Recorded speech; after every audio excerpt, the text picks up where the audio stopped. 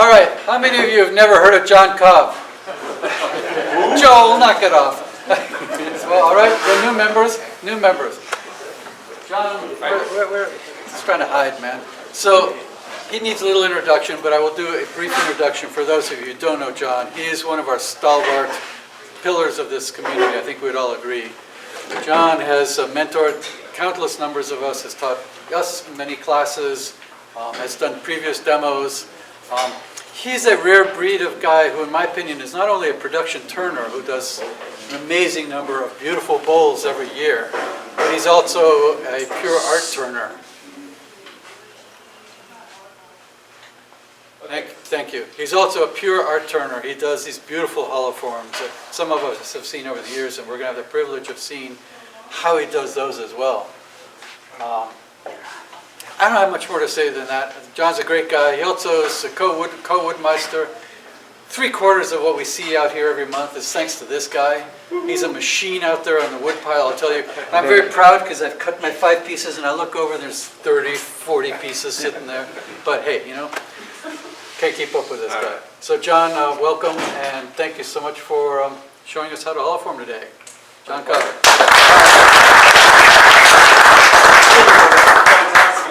Can you hear me in back? We're testing the microphone. It's not doing it. A little louder. Can you hear me? Test. All right, we're getting the thumbs up. If you can't hear, let me know. If I'm getting too long, kind of do the, okay, shorten it or this, or if you need to stretch it out. If you do this, I know, okay, I better leave. All right, so that usually doesn't happen, only a few times.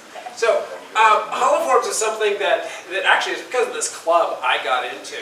It was one of the first demonstrations we had a guy named Mike Jakovsky come out here, and he showed his stuff and what he was doing. I was like, oh my God, this is like the light bulb went off for me. It's like, I need to do that. And what's great about holoforms is like they're cast off pieces of wood. And you don't need to go out and get an 18-inch by 8 blank of perfect wood to make a wonderful salad bowl. It's like, no, you can go to some guy who's cutting firewood or cutting a little piece. You can get a branch, you can get a hunk of a log, you can get whatever. There's always pieces available for holoforms. And so then it's become, wow, then it's the search of, well, I want to make something that's really dramatic, that's neat, that's cool. It's like, this is part of the search for something that you really like. And so that is the whole artistic expression part of what this is. And it always, never ceases to amaze me of what you can find out there. We'll talk about a couple of these. From that last class, hollowing class that I did, I went by the wood pile, and this was a scruffy old piece of wood.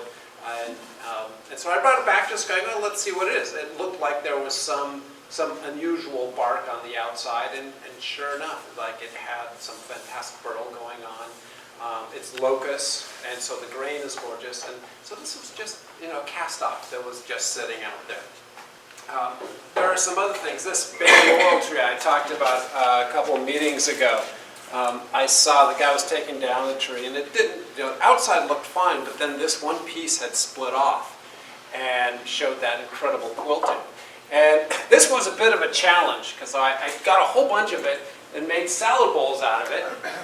And the thin 1/4-inch rim or 3/8 inch rims had beautiful figure on it, but the rest of the bowl didn't.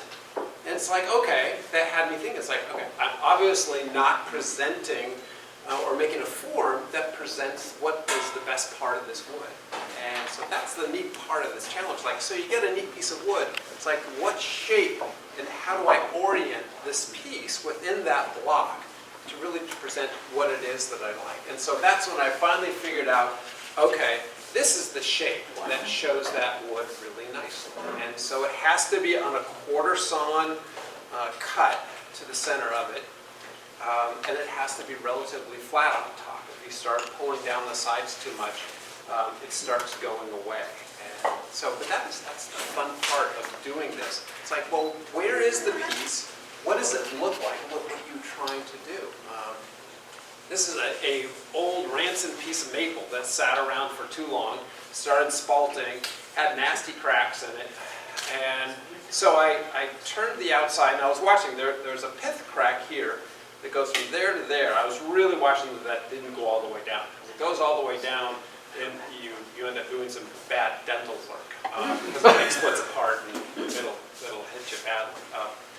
So I watched that, and so as soon as I got it rounded in the shape I wanted, I put in the stitches. So while this thing was still green, I stitched it, glued it, and the stitches will hold just fine. And so that kept the piece from cracking more. And then you could go ahead and turn it, and I love the coloring and all the decay that's going on. That's what makes this piece, and it's I drilled right through the very center of the pith, I believe, and so the rings are kind of concentric, and so there's this. There was some olive people talked about. This was just a gorgeous hunk of olive, and so this one is how you present it nicely. So this one had to be side grade as opposed to end grade. It's because of that it warps a little bit. It definitely had cell collapse going on the top. I turn everything green.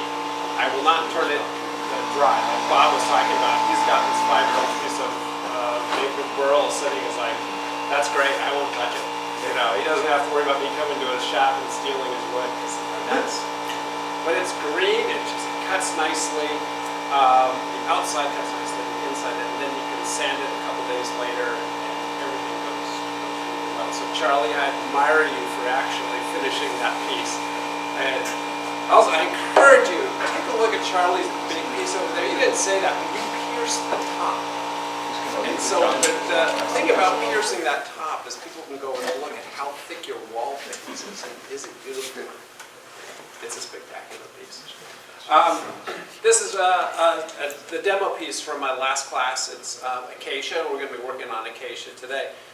But it had this crazy thing going on. It's a bunch of bark that's in there. And so it's like, well, I thought about throwing this out. It's like, well, why not? Let's just go in there. So in order to keep that bark in the piece, it's now fully saturated with CA glue. If you do that, stabilizes it. The red pithy wood that's around the side, you also have to saturate that. But if you do that, then it'll stabilize it. And so it ends up being just a really nice, it's a nice vessel, but that's probably the feature part of this vessel is what's happening right there. And John, if I can interrupt. So folks, as I think I mentioned at the beginning, now it'll make more sense. In the wood raffle, a whole bunch of these little pieces of wood. That's what that is. It's those guys that John just showed you that piece. It's one of those. And we've got about 20 of them. It'll be two for one. And there was, I think Bob, you brought in a carob bowl.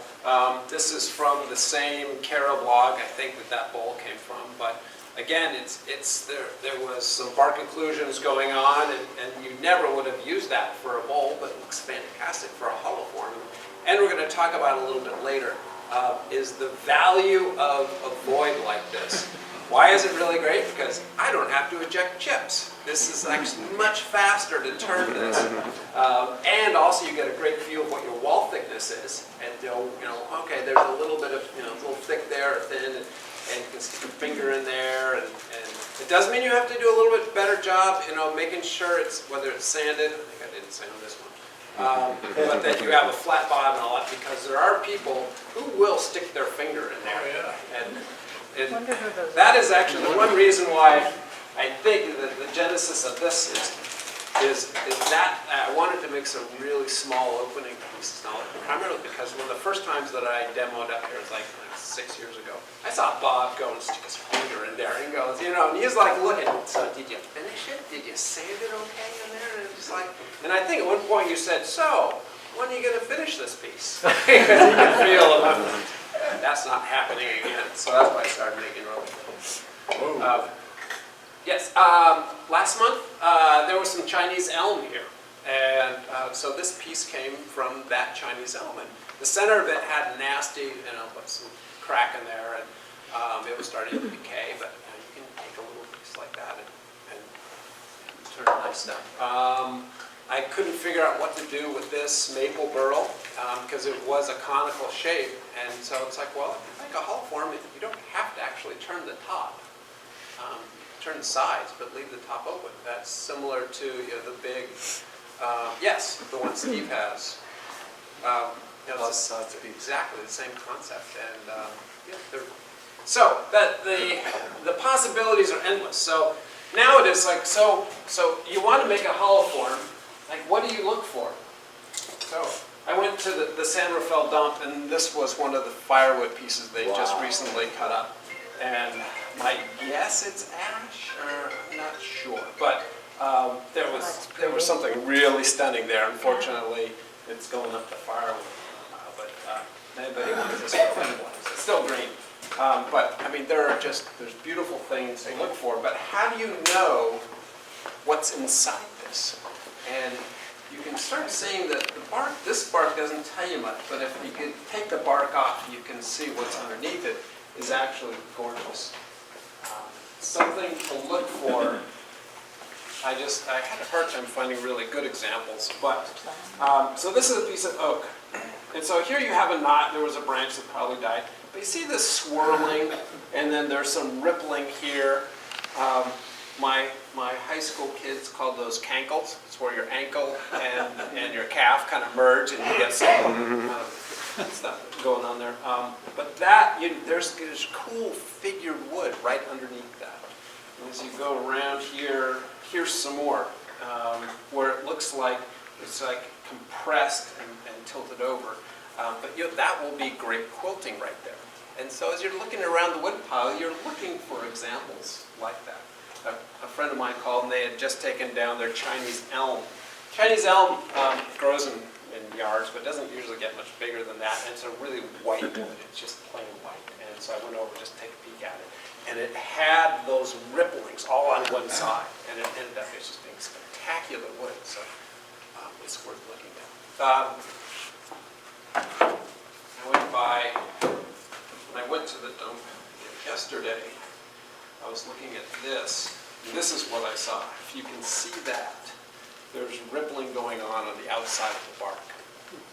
And so then I pulled some of the bark away, and then you can start seeing the rippling here. So this is what you're kind of looking for. It's like, now, how do you present that? And what is a neat way? Well, this is a good flat surface. So it's possible you could go a side grain in right here. If you did an end grain here, like that, this would be on the side, but the problem is it's like, do you want your cool feature to be on the side of the piece, or do you want it to be on top? So when I'm looking at what's going on here in this quilting, that's going to be a side grain piece that I'd come in right through there. And if I just wanted cool grain, and let's say, here's some more of it. Actually, you can see it. This is kind of broadcasting coming all the way down through here. You could do another side grain piece here if you want that. And even if it didn't have that, this is cypress, and just the cool grain that's going on there, you could easily do an end grain piece. So there are a number of different pieces in here, but this is the one that I think would be the big marquee piece to pick up all this. And the neat thing about that, if you find quilting, because the grain is moving erratically, it doesn't work much. I find that all the pieces that I did like this is turned green, and it had very little warping going on. And it's because of all that quilting, I believe, causes it to work much less and behave better. Also, quarter sawn doesn't warp. Well, I agree, but this is quarter sawn. This part isn't. And but you're right. That is, if you can get quarter sawn, the top of it won't work a lot. So what are we going to do today? We're going to work with acacia today, and so I had picked these logs up from an arborist dump. And so there are two different ways that I see getting pieces out of this. If you just cut a piece right here and make this out, so this would be an end grain piece, and that's going to be what, take this piece. This is Chinese elm, but basically that piece would be in there like that. And it's nice. I love having the two-tone colors in there. If you can get the two-tone to come right down the middle, that's really spectacular. But that involves a whole lot more sapwood than this wood can give you. But just having a little touch of the white on there is like this, I think is really nice. And then the other option is to go ahead and go a side grain piece. So you cut it out square here, and then you're going to come in this way. And so here, you're going to have the neck of it is going to be white.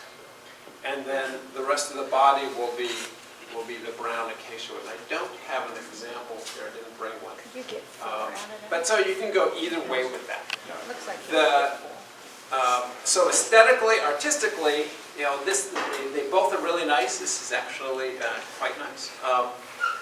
The practical implications of doing a side grain piece versus end grain is when you go side grain, it's like turning a bowl. You end up with nice shavings in there, kind of like spaghetti.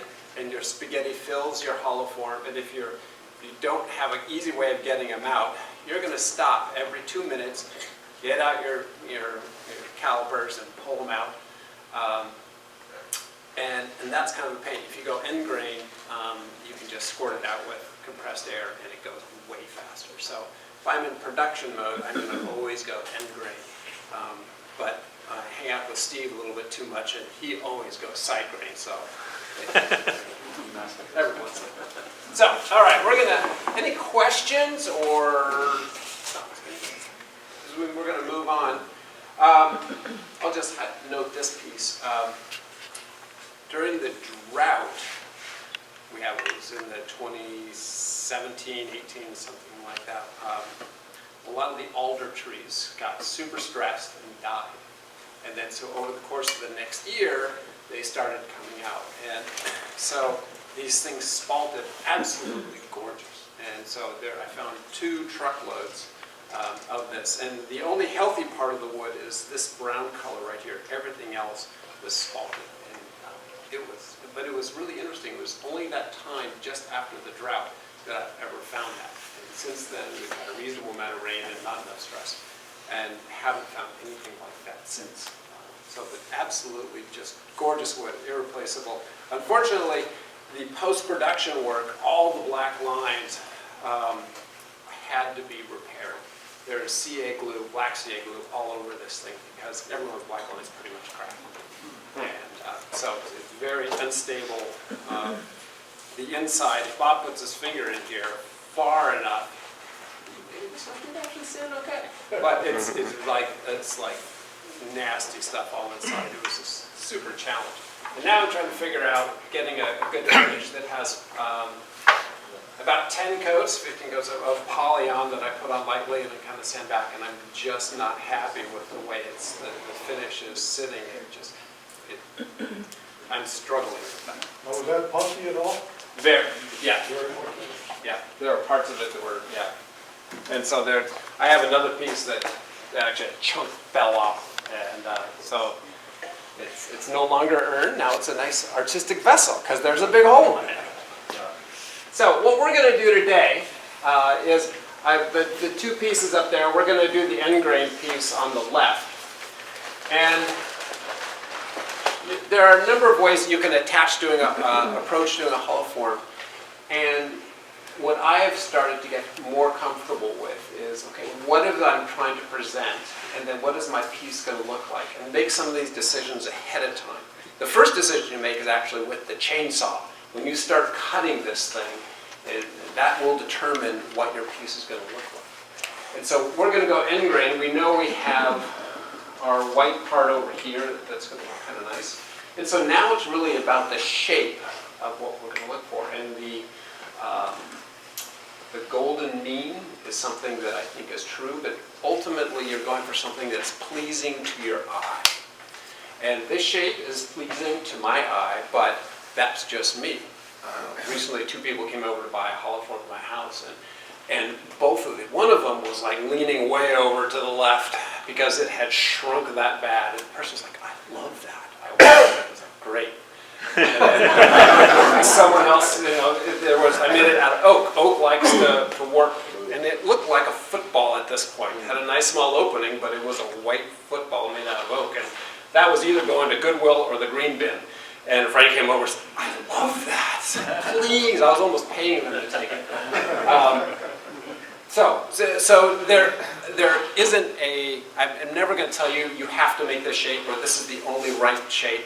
to everybody that there is something that is pleasing to them. And you look at all the shapes here, and they all are the shape that that maker likes. And I do believe strongly in self-critique, and if you look at a piece and you go, did I get that right?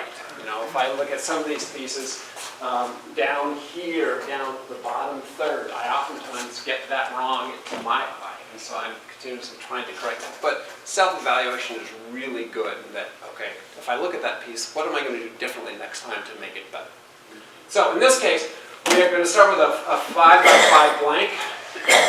This is where approximately 1/3 of the way down we're going to have our widest point. The opening is going to be about 1 1/4 to 1 3/8. I'm going to make a 2-inch tenon. And there's a reason for that. It's because I want the bottom of the piece to be approximately 3/4 of an inch, 1 3/4 inches, and it's going to be right inside my tenon. So if I know my tenon is going to be 2 inches, then as I'm making this piece, I know, okay, I can shape it down so approximately my foot's going to be right inside of that tenon. And if you go less than 1 3/4 inches, 1.5 inches is okay for this smaller vessel. Anything less than that, it starts getting a little, in my opinion, a little bit tippy. This thing has about a 1-inch foot on it, and it is already tried to tip over today, and if a cat comes by, it's going to like go rolling.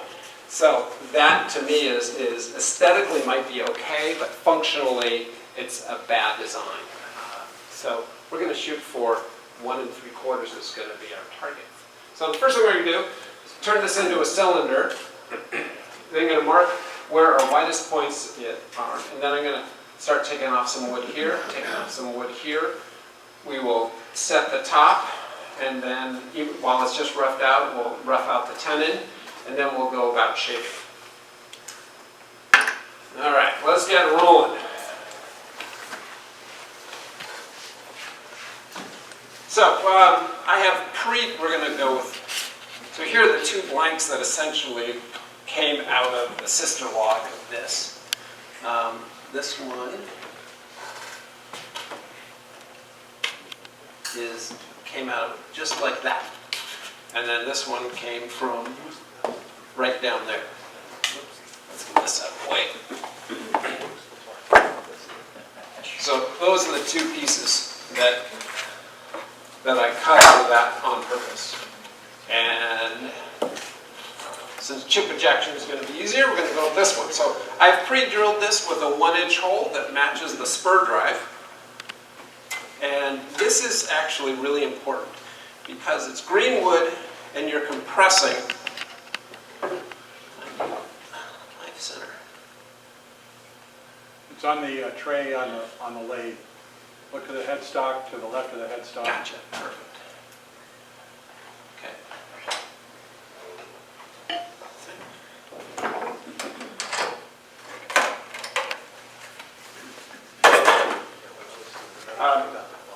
So because you're dealing with green wood and you're compressing, and we're not going to treat this wood nicely.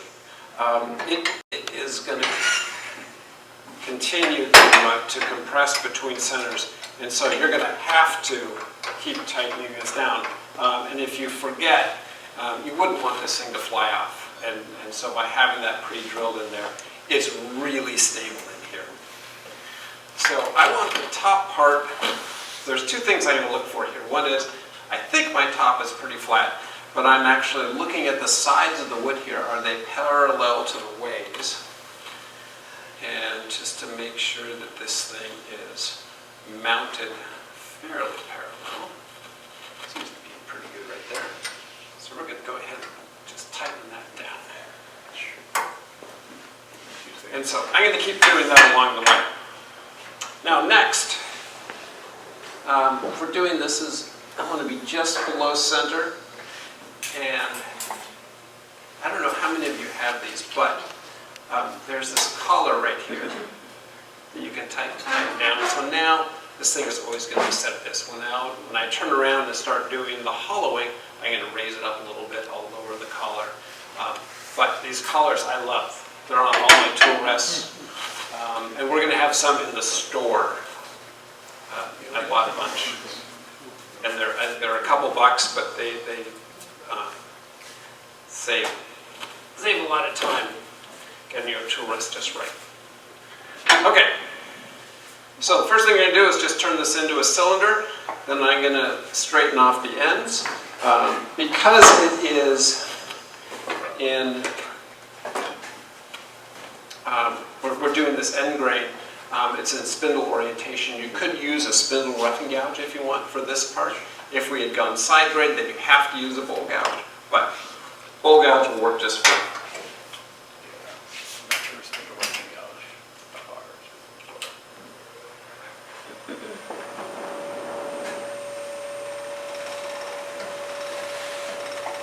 Make sure everything's locked down.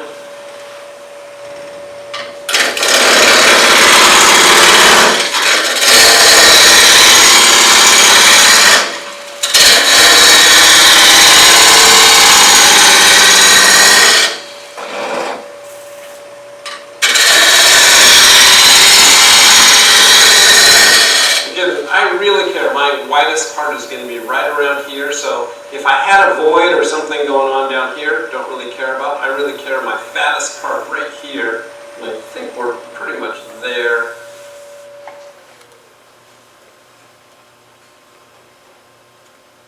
Yeah, so that's pretty good. Okay, so now I'm going to flatten off the top part. There's a bunch of different tools you could use for this. You could use a parting tool, you can use a skew, or you can also use a bowl gouge. Go. Thank you. So now I get a little more volume.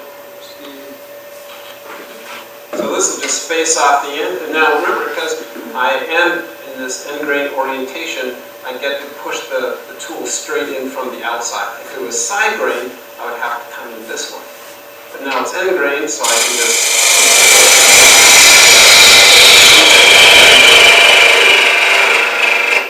Okay, now I'm going, so that's flat now, so now I'm going to set where my lip is going to be, which I'm going to want about a 1/4 inch lip, and if my opening is 1 inch, I'm going to leave about 3/8 of an inch thick on either side of that. So I'm going to want to go in about 1 3/4 inches.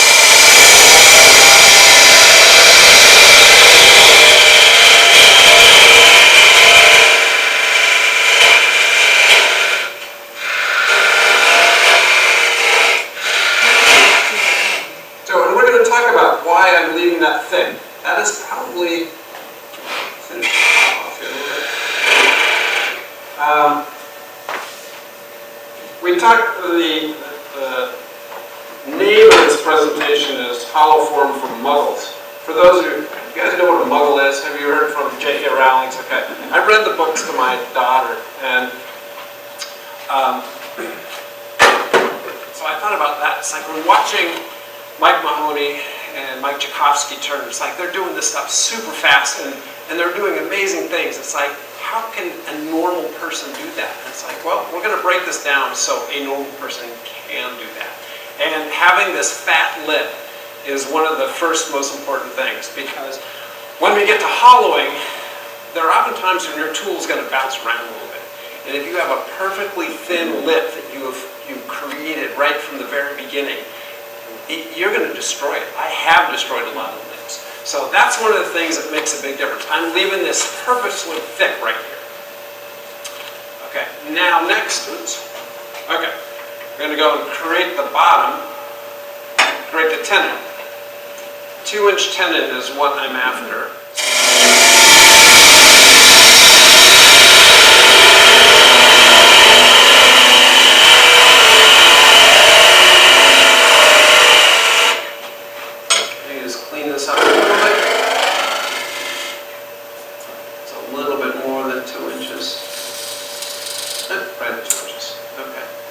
For any of you who don't use them, magnets on your lathe, it's great for holding those.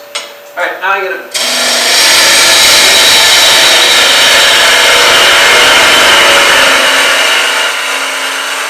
That's my step. That's going to be critical, so I'm going to actually bring the piece through that step And I'm going to put the bottom of the piece, or the foot of the piece is going to be right inside the tenon. Is it possible to see the end that he's working on rather than just from a top view? Let's see. Now,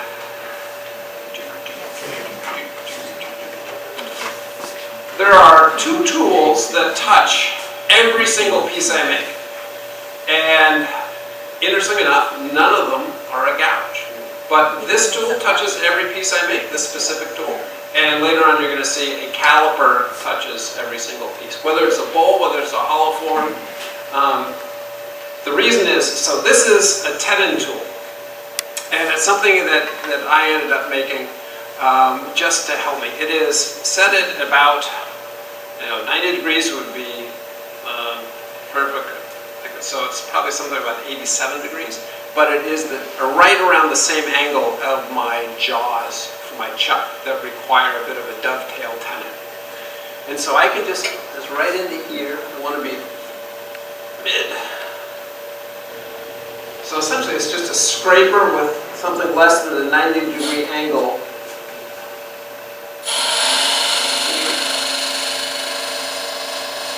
That's not a great view. Can we go overhead on this?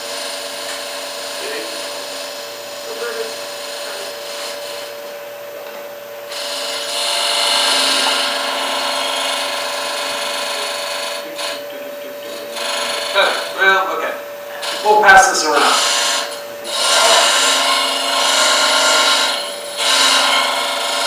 So, this tool, I find it is the absolute easiest way to make a perfect tenon.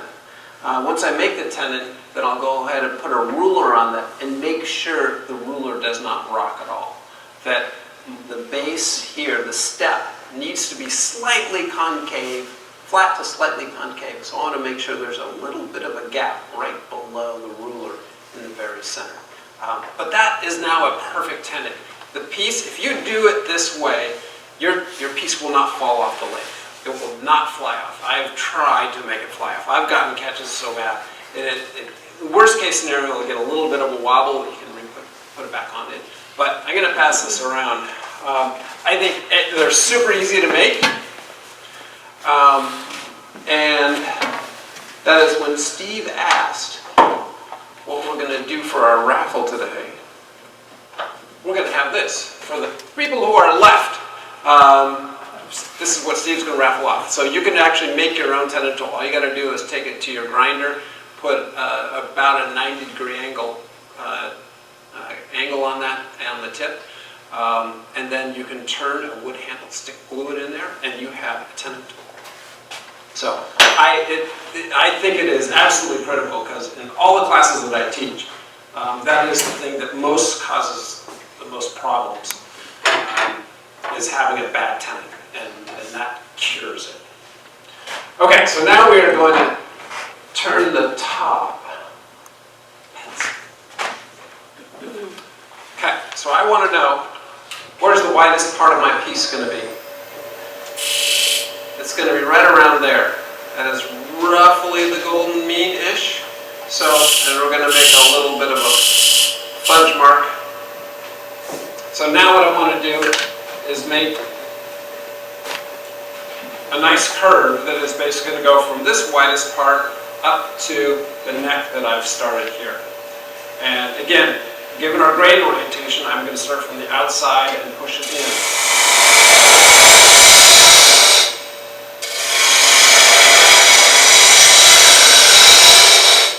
So while I'm doing this,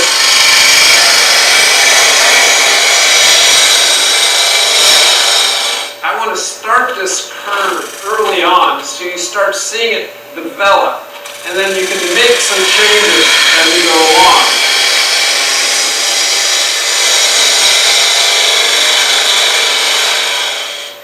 I discourage you from going straight across. If you made a series of straight cuts, sometimes you're just going to make a bad one, and then it's going to change the whole figure of your piece. So I'd rather you just start making curves right from the start.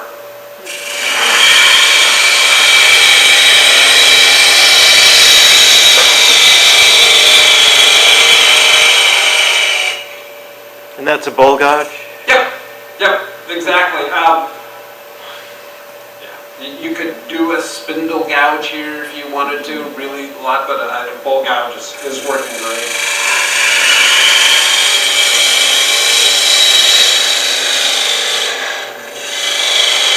And so now I'm starting to pay attention to the horizon of this thing. What is this curve starting to look like?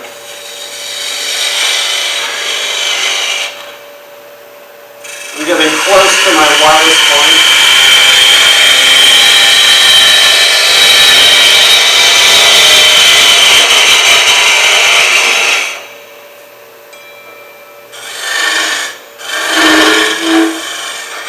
So now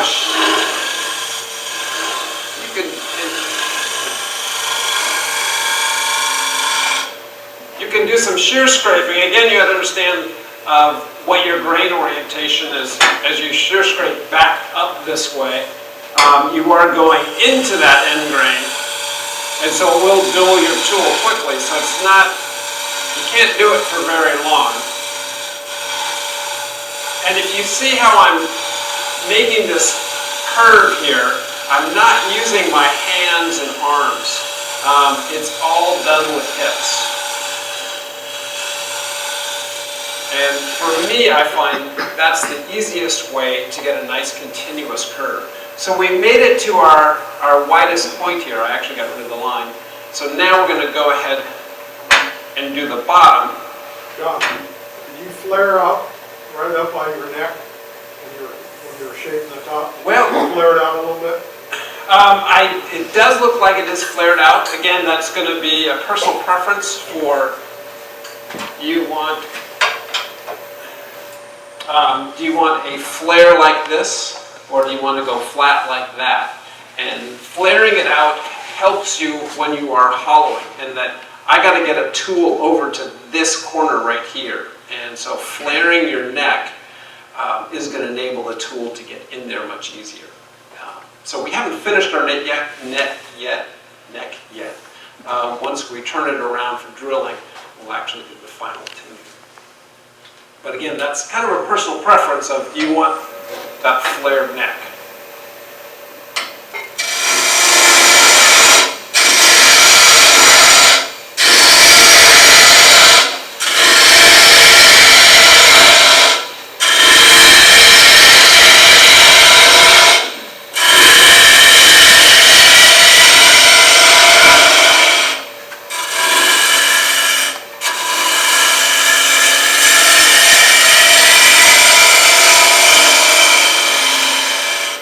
So now you can see the shape starting coming into, kind of get an idea. So I got a problem with the curve up here, and the bottom is also a bit of a mess.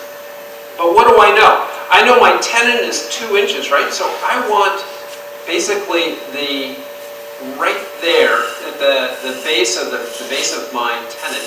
I want that to be 2 inches also. So I'm going to cut here. So if I have it 2 inches right there, I know that this piece is going to come down a little bit farther and right to the top of my tenon, and will be 1 3/4 inches. So that's kind of, I'm using the thickness of my tenon to tell me what the base of my piece should be. So now I just got to connect that from right here all the way up to my widest point. And again, remembering what is my grain orientation, so it's going to want to cut like this.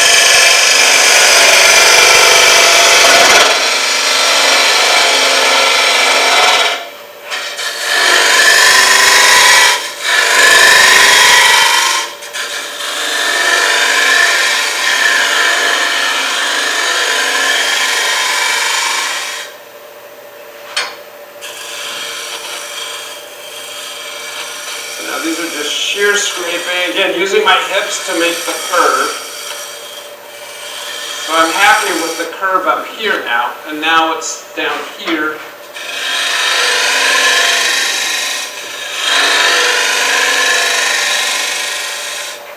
So again,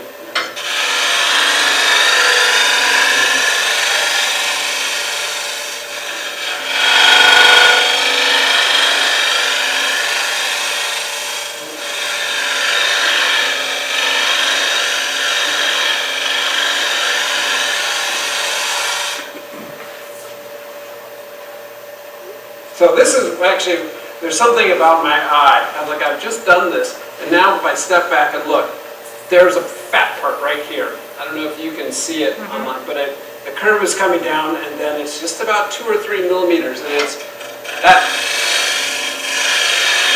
I make that error a butt.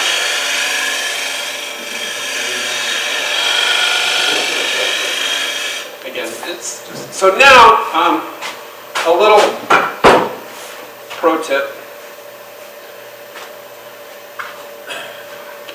Again, this is the Turning for Muggles department. Not everybody can make great curves.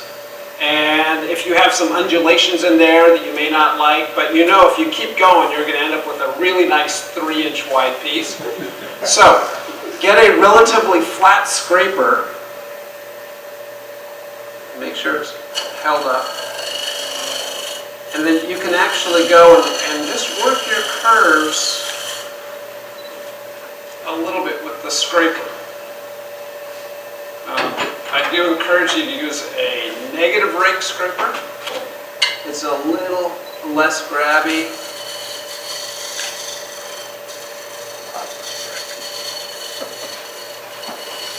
This works great for platters. Yes, this is actually Jim's platter scraper. You can tell it actually has a little bit of a tangle on it. The one that I use is completely straight across. And I'll use that for the outside of bowls as well. If you want to really get a good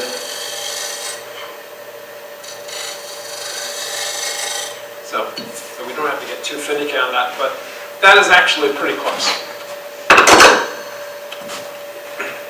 So the nice thing about this is that my base does not have to be right here. In this case, it's going to be a little bit higher. Just looking at the way this piece is coming down, I think the foot probably is going to be somewhere in that area, but that's okay. I have a lot of wood here to work with, but I'm not going to try to use all the wood. I really care what the shape is, as opposed to am I using all the wood. So, again, checking my tenon, that's good. Now we're going to reverse it. Questions? Steve? So John, since you're about to flip it over, how much how much do you pay attention to getting that outside just right? I mean, you turn it over and now it's wobbling a little bit. Do you find you're redoing it a lot or not? It depends how bad the wobble is once you've turned it over. If you've done a really good job with the tenon, you should not have a lot of wobble, but let's say you do. Then it's kind of up to you to read. If it is out more than 1/8 of an inch, then I would say go ahead, and you can actually get the scraper out and kind of redo your curve. It's not critical, but it's nice to do that. The thinner you make it, the more you have to do it. The what? The thinner you make it, the more you have to have the wall. Correct, yes. If you're going to like micro thin, we don't have flat jaws, Jim. No, we just have the serrated ones. Okay. The reason being, so these jaws are serrated, and they're not dovetailed, so it will still work. If you get the choice of what jaws to get, I personally use the dovetail jaws. I find they will hold better. I can take the piece in and out. You're more likely to get it back in where you want it to be. So let's see. Here's the test. Did I do a good job? Survey says. Pretty good. Got lucky. All right. John, you're using Big Mark chucks, right? Correct. Now, Big Mark has the dovetail jaws. Most of the things that students see in here are from One-Way Manufacturing, which has this serrated jaw. One-Way does make a dovetail jaw that can be purchased separately for about 40 bucks. Yes. And convert this into the style of tenon that you prefer. Yep. So I have both One-Way and Big Mark chucks, and so I put the smooth jaws on both of them. So you can do that. To me, those are the best chucks on the market. You have a stronghold. And yeah, They don't have it for the towel, but they have it for the Okay. I don't know. And the reason I have more of the Vic Mark checks is because they have bigger jaws, and they have jaws that go all the way out to 8 inches for large bowls. And if you're going to do large hollow forms, you need to have tenons that can go larger. So I'm going to go ahead and now finish up the top. I'm bringing up the tailstock just for a little bit of safety while I can use it, and we'll take it away. So again, mindful of grains going this way, as little as possible do I want to come in right into the end grain. I'm going to be working from the side.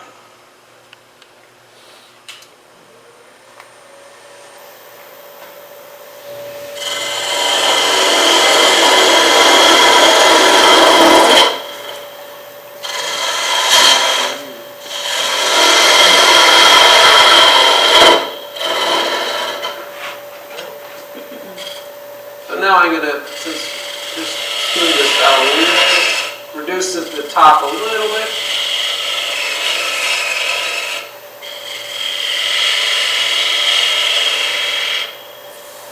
And I'm going to leave it like this because we are going to narrow our opening down to 1 inch.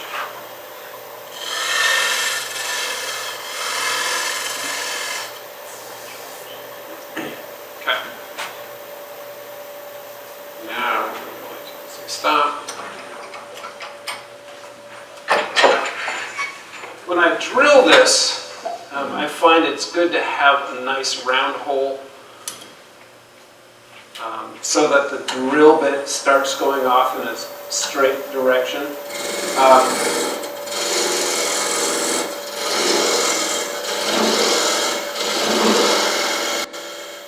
There are various ways you can drill that. You could actually use this and just keep jamming it in there. It would come out. The fastest way to drill this is the Morris taper drill.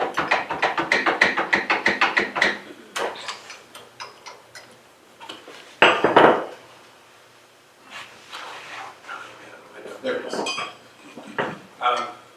So I will normally, for this size piece, use a 1/2 inch drill. But demo purposes, like this is Larry, it's like a 3/4, I think is what got me.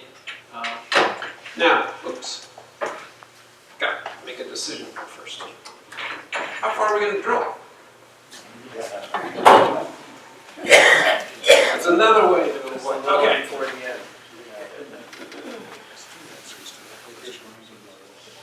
Okay, so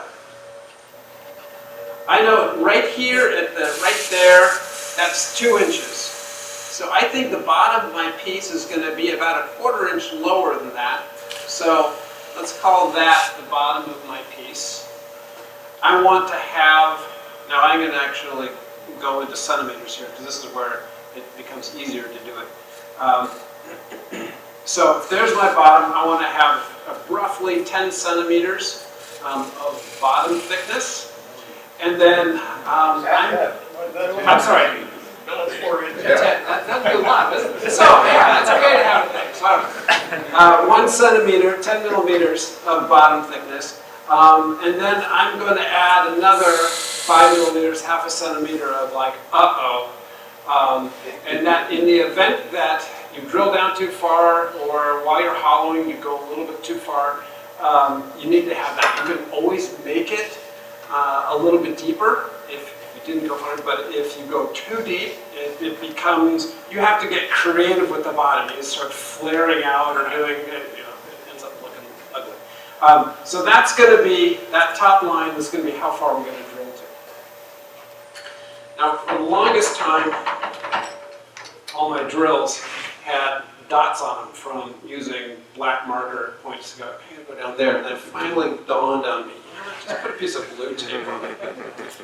And it's much easier to see, especially if this thing, every once in a while they'll spin on you, and then if your dots aren't visible anymore, it's like, oh, shoot, that didn't work. Okay, so I'm lining up this line at the bottom of the drill bit. I'm going to put this here. What's that?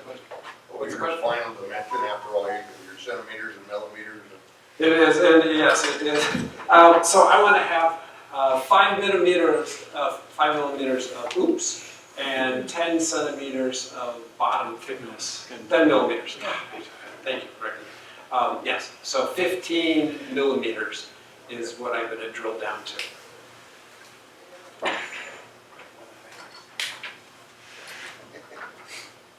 And so now, drilling is something that is,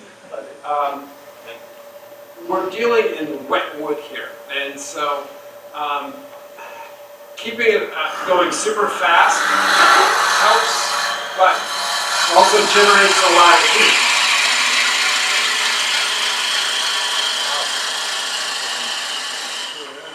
So I started off fast to get a good opening, and then I slow it down. So I'm not generating a lot of heat, and because of heat and water and those shavings. Yep. Thank you. There.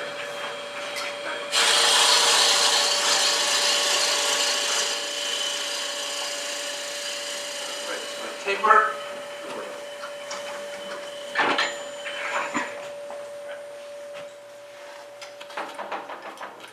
So now, drilling has, I do that for a couple reasons. I want to know where the bottom is, so when I'm hollowing, I can put my tool down to the bottom and know, oh, don't go any farther than that. So it actually is a measurement of what you're doing, aside from the fact that it already starts opening up.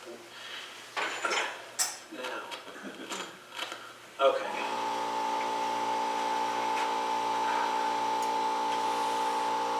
How does this thing, oh, there it goes.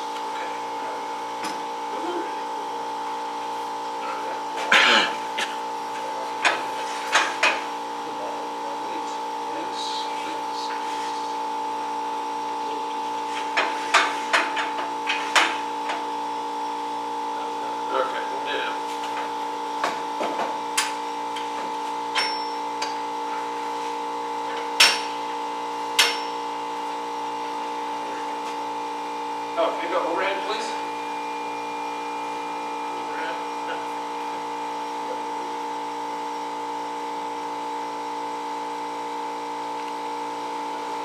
There. Okay.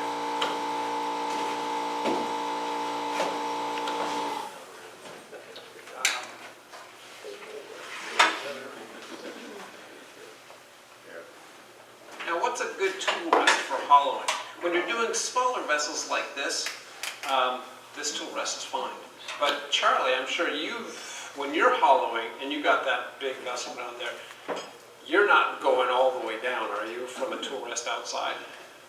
Or are you? I'm working the top, working the wall thickness down. Yeah. I try to leave quite a bit of anchor wood. And so at the very bottom, though, how wide is the opening? Do you ever put your tool rest inside the piece? No. Okay, so if I'm doing a piece that is as deep as Charlie's, I'll have a tool rest that's made out of 1-inch bar, and I actually stick it into the piece through the opening, and that actually helps with vibrations a lot. So there are times when you might want a thinner tool rest, but for pieces this size, this is just fine. So how high do I want to have my tool rest? Stick a tool in there, all the way to the bottom of your hole.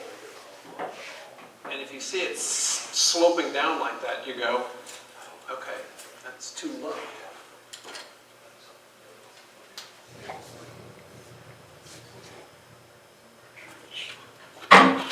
This first.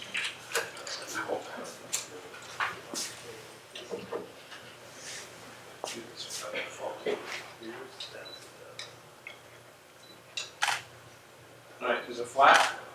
Yeah. Okay. Still a little Go a little down? Yeah. Okay, so we might use a bigger tool. What I care about most is my cutting at center. So I think we're good there. It was probably down. Okay. Then again, this is where this collar comes in super helpful, because now I can rotate this around and it's going to stay at the right height. So what do I have to do first here? I got to generate a whole lot of chips. And so the sooner I can get a bigger space in here, the faster it's going to go, the faster I can hollow. So I actually, on eBay, found a 1/4 inch bowl gouge. You can make really small pieces with this, but it also helps with, okay, here we go. Oh, one thing before I go again. Because we have serrated jaws. Tighten these up one more time. Now it's black acacia, so know your wood that you're working with. If it was really funky stuff, I would make sure that I kept tightening my jaws down a lot. If it's acacia, if it's maple, if it's some really good hardwood, you don't have to worry about that. So I'm actually going to use this to come in here, and you'll find the chips actually come out just given the shape of the 1/4 inch bowl gouge. Yeah, so it is bent. Oh yeah, the tool, what's happening? You have your Check remote? Did I unplug it? the spindle remote, lock. Is the remote off? Your second switch? Second switch. This thing got emergency stop. Yeah. Yeah, push it in or? That one out.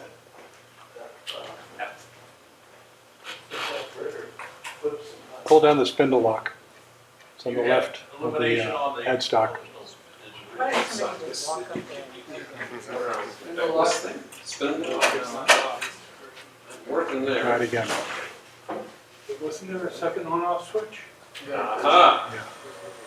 Sometimes the spindle lock interlock gets zapped.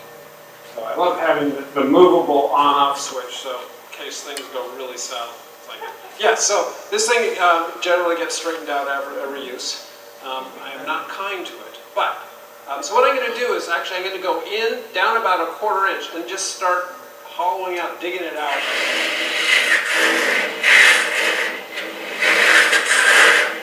Could you show us the grind on the, It's a modified Ellsworth, 45. Yeah, no, I just took it off the grinder. You actually can, if you're on side grind, you actually can ride the bevel on this thing. But what I want to do is actually, I'm trying to stick this down the shoulder as much as possible.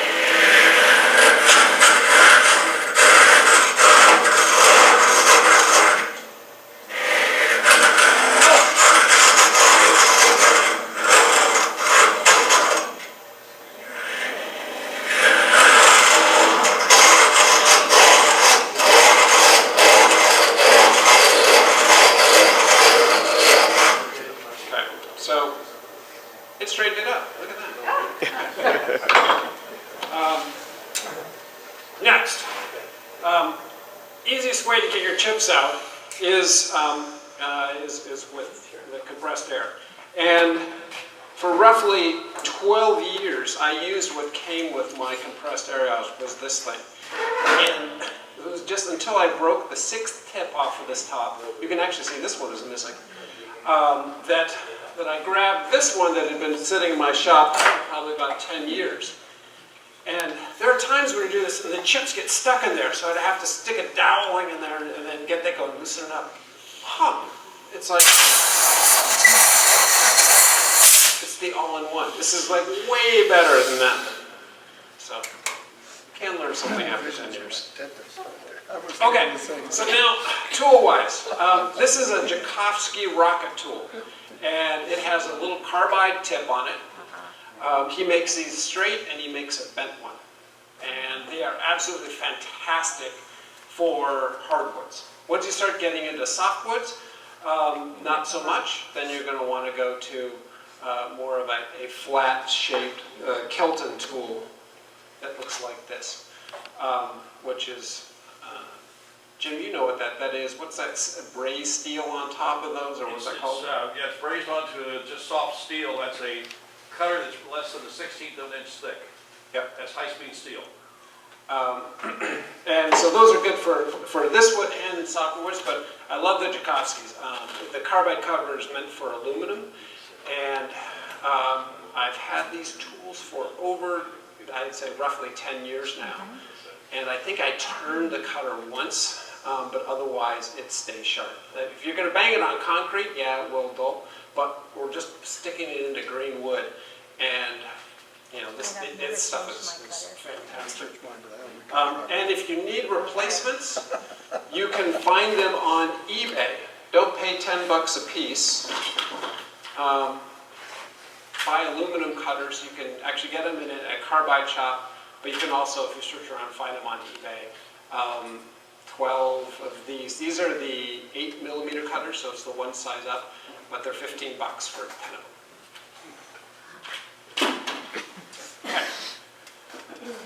So now I have a little bit of a hole in there that can be good for holding on to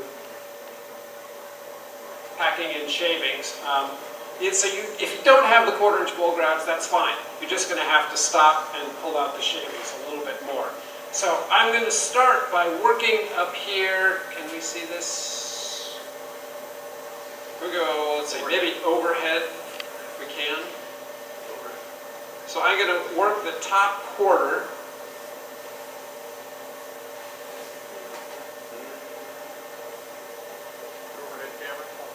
Should we go overhead camera, Dave? Working on it. Okay.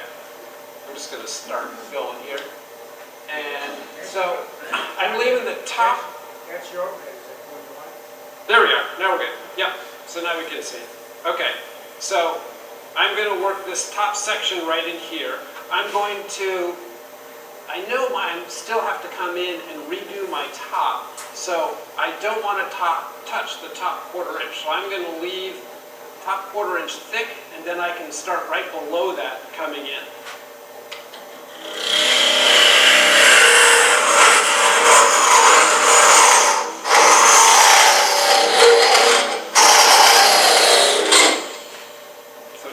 Filled with shavings. Now, why did you pick the rocket tool versus other Joukowsky tools? So the rocket tool is 3/8 of an inch, which is ideal for this size piece. The next size up is 1/2 inch, and then he has the 5/8. If you want to make a Bob Nolan no finger piece, like this one, you need to have maximum is 3/8 of an inch. And so if you're making a 5-inch piece or less, the 3/8 rockets are great. The Kelton tools, like I talked to Jim, these are also fabulous. And they come in, I think there is something slightly bigger than 1/4, so maybe it's a 5/16 and a 3/8 and a 1/2. And so these are also fabulous. A little bit cheaper. And you'll see that I use those on every piece as well. So what I'm trying to do now is open up as much as I can on this top 1/3.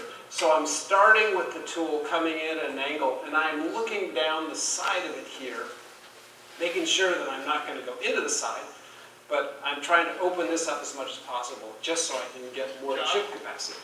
Is it possible that you could push the headstock back a little bit and still be comfortable working?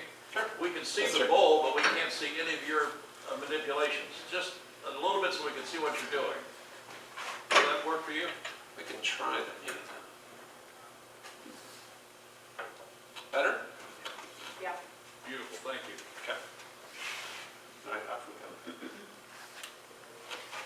And also we have this view. Oh, that's good. We'll see where he puts his hand.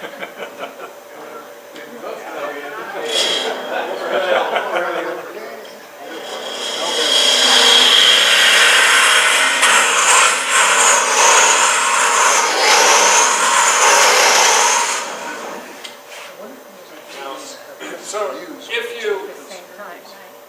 you stay too long at the party and you end up with too much chips up there, it will seize on your tool and you actually can lose control of your tip. So it can go bouncing around. So it's better to stop earlier than later. And again, the sooner you get a wider opening up top, the more chips you're going to be able to put in there. Another blue tape thing. Get this off. As I'm working here, you can kind of get carried away with all this hollowing stuff. And you forget, it's like, oh, where's the bottom of my piece? So I'm going to put this tool all the way to the bottom. Okay, there it is. And I'm going to put a piece of blue tape right there. Okay, so as I'm working down the piece, if I get close to the blue tape, I know, oh, I'm getting close to the bottom. And there's going to be a rule. We're going to do a little bit of cutting at the bottom, but for 90% of any work on the bottom third, I don't want you pushing down at all. It has to be pull cuts out. Because if you're pushing down, you can go down and you may well go past your bottom and you won't feel it. And so then you'll end up with this really nice mountain nub down at the bottom. And it becomes a whole nother kettle of fish. How do you get rid of that thing? Besides from the fact you've just lowered the bottom of your piece. But we can talk about how you do get rid of it. But that's all right. If you don't want to create the little nub down at the very bottom, don't go down with your tool. Start at the bottom and pull it out. Okay, so we're still working in up here. We're going to work about down to the midpoint. This will, oops. This will go pretty quickly.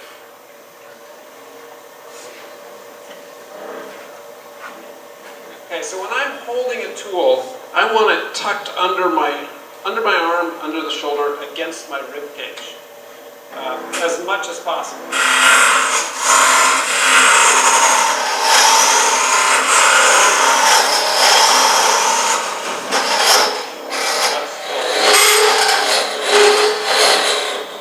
Okay, now I'm actually at the bottom now, so I'm going to pull it directly over about ½ an inch.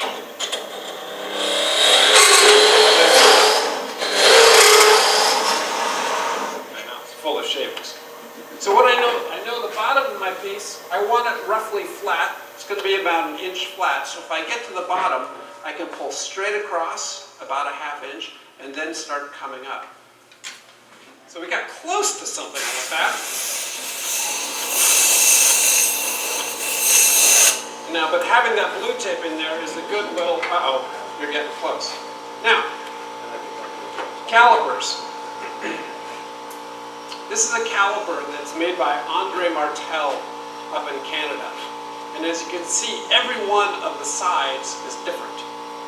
And the beauty of this is though, this straight one right here works for the top. And you can see where you are. But then as you get down here, you start actually, it's a little bit okay, but you want to avoid being at a cross angle to your piece. So then you can switch around to a larger size and go down. So you want to be able to ideally have a straight line between where you're measuring, the center point, and up to here. Then you know you're going to get an accurate reading. If you use the straight figure 8 calipers, you can have some tangential readings that are on an angle, and you can actually get false readings. So that's what I love about these calipers, is they've actually figured out a way to make it. And with the large end, you can actually do much bigger pieces and do that. The other calipers that are fantastic for this are the Tchaikovsky calipers. Same guy who makes the hollow tools. And so here you can come in and measure. And I'll use these for the very tippy top here. And so that'll tell me, okay, I'm right at about 3/8 of an inch there. Then it goes out to 1 inch there. And then, but here's where they start getting a little, it's like it's fairly thick in there now. But I'll switch to the Martel calipers. Okay, so what I want to do now is get everything down to about ½ an inch. Okay, so I know. So the top is good. This is 1 inch. That's like 1 inch and a bunch. And that's still 1 inch and a bunch. Okay. Does Craft Supply carry those calipers? Or you got a sole source? Yes, Craft Supply does calipers. Yeah, yeah. And they have Tchaikovsky's tools as well. Okay. One thing that we did in my class, which is neat, is that we actually made our jam chucks first, and you got to see how much these tools remove wood, how quickly they remove wood. So I know I have 1 inch and a little bit, it's like, how much do you actually need to use this tool in order to take off half an inch? And surprisingly, they do move quite quickly. So that's one thing that's very important. It's like, how effective is the tool you're using given the pressure you're applying? And I can take off a half an inch really quickly with these things. So that's another thing, just to be careful of.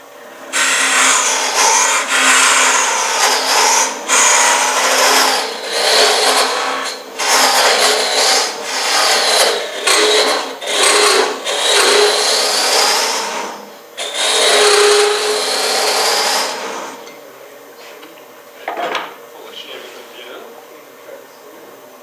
I think 2 of those passes should get me about a half an inch.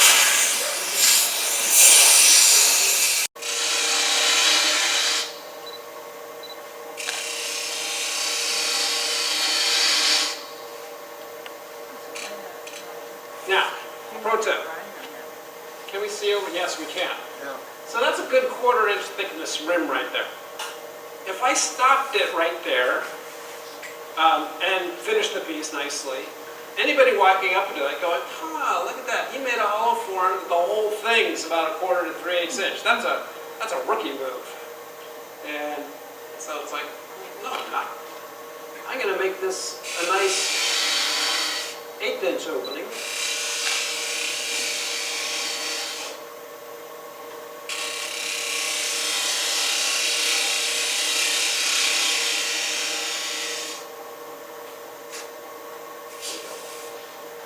Now also remember, since I am end grain orientation, I can cut like this. Again, if it was side grain, then I would actually have to be pulling towards me. And again, I might just do a shear scrape.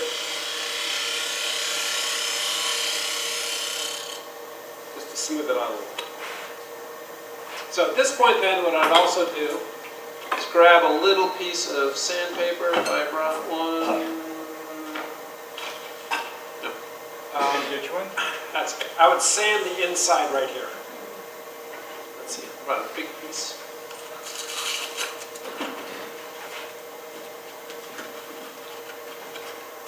And so this is, you can do this later.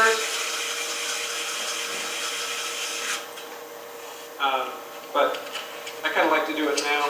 It is wet and you can't gunk up the whole disc. But, so, by leaving that top a ½ inch thick up there, it enabled me to not have to deal with breaking it out. It is solely safety. And I was able to actually cut the rim with the shape and the top that I like, that's pleasing to me. Had I started like this and gotten a bounce on it, and I would have easily broken it, and then you got to repair it and all that. So I highly recommend that approach to doing that. Now I just got to double check. I didn't actually go over this again to make sure that when Bob sticks his finger in there, he's going to go, oh, still full of shit. We get some more shit.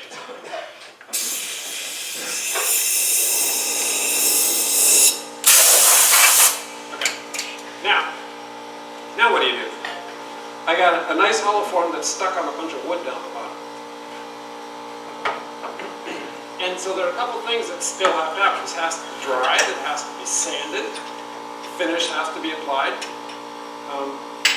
And here's another one of the, so I travel with my own jam chucks. Should be about right.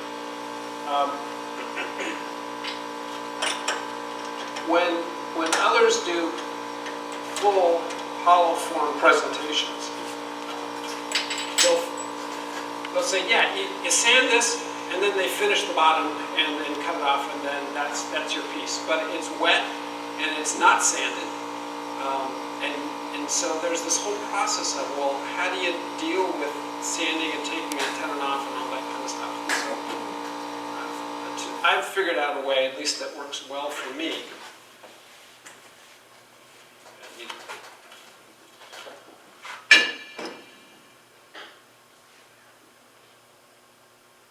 That seems like a bad idea. All right.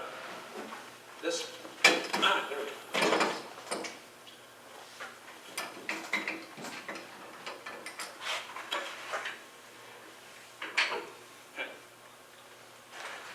much wood can I take off the bottom of this? Well, I have some marks in here that I think I drilled down to. But let's just put it on here and see. It's like, right? Like, how many of us have done that? Many times. It's like, that's how you create your funnel. So this is the other tool I was talking about. There's the tenon tool that touches every piece. The Tchaikovsky tool touches every piece. And I have these little ones, and I also have the monster version of it. So we're going to go with millimeters, assuming this has it. So we are at 40 millimeters, 4 centimeters, 40 millimeters. 40 is my number. So I know if I take off 40 millimeters of wood, I have a funnel. My target is going to then be 30. I want to take off 30 millimeters of wood. That way I have 10 millimeters of thickness at my bottom, roughly. Now, do you find that sometimes having a heavier bottom gives you better, more stability? So what I tend to do is make my bottoms a little heavier, especially on bigger pieces with narrower bases, so that you've got more weight on the bottom. Yeah, I mean, I don't do that, but I can understand the merits to that. Okay, so what I do here, so I have my jam chuck, and I'm spinning the piece around as I tighten up tailstock. And if everything is done right, it should fit perfectly. I didn't double check that my jam chuck was true, but it should be fairly true. Okay, now it's only where the belly keeps moving on me. All right, turn the speed way down. All right, let's see. How do we do here? A little bit of a wobble up here. This is close enough for government work. I could spend a while getting it totally true. Okay, so John, would you normally wait to take off the foot a few days after you sand and whatnot? that's a great question. No, No. no, because that's a big hunk of wood there, right? It's thick, and it's like, so that's not going to dry very quickly.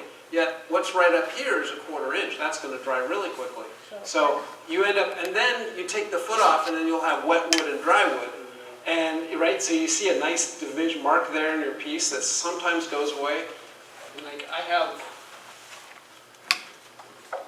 this Chinese zone. See, there's a light spot right in the bottom there, and that's where you're going to see it. I have a little micro tenon that's on there. It won't go away. I let it sit out in the sun. It didn't go away. Can't explain that one. But that was the problem. It's like you end up having to take things off later on, and you can have, you're not sanding it. It's a mess. So this is how you're going to avoid that. So I know 40 was my number, so I'm going to shoot for 30. Actually, we're just going to clean this up first so we can see it better.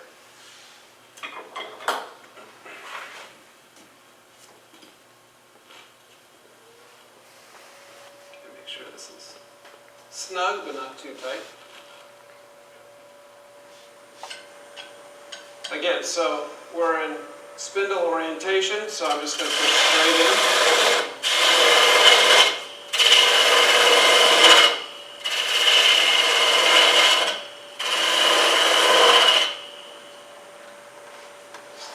Closer.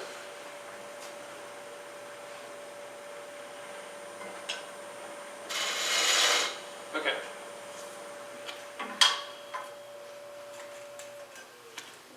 So I have, that's for Jim. So I have 40 inches, so we actually ended up hollowing to right about here. And so the bottom of my piece is going to be right here. When I hollowed, let's say I'm at a 1/4 inch up here, I'm going to leave an extra 1/8 of an inch all the way down to the bottom for this precise reason. I got a whole lot of wood down there. Looks like I didn't drill far enough. I'm going to remeasure. It's certainly possible. It doesn't seem right.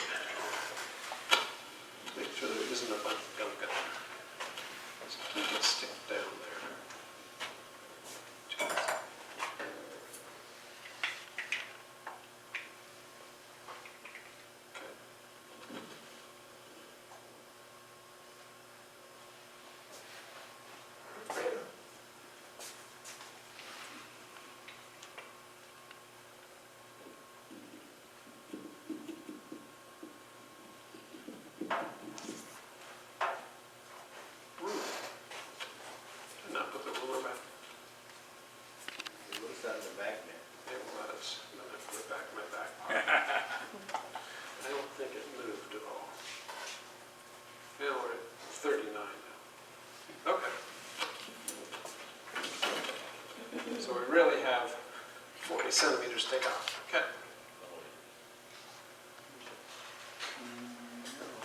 Why? Didn't you cut some off from the bottom?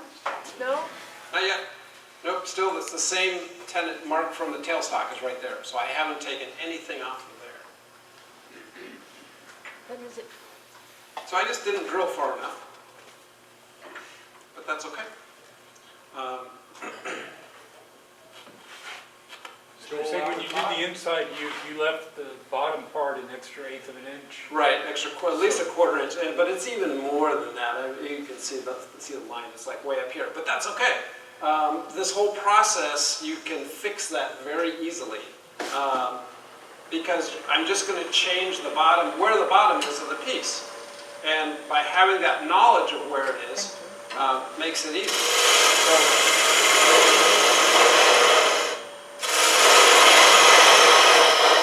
So I'm going to take off 2.5 centimeters of wood right now, leaving a 3/4 inch nub.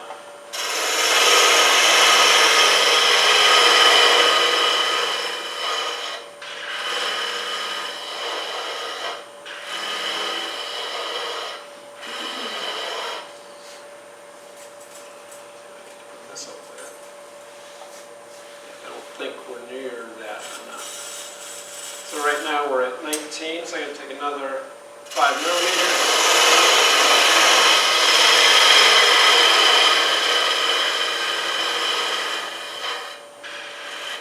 Okay, now I'm going to create a little bit of a step.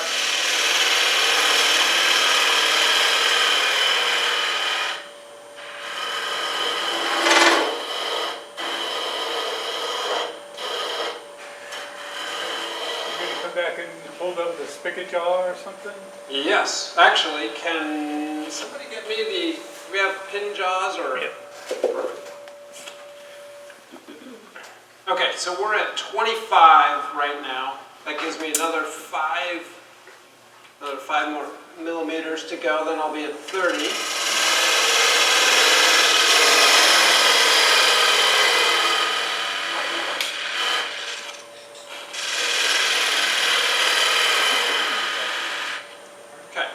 So now we have our beautiful piece, but it has a bottom that looks like Big Bertha. So I know where my top is. I left some extra room in here in terms of thickness. So now I can come in here and make a new curve.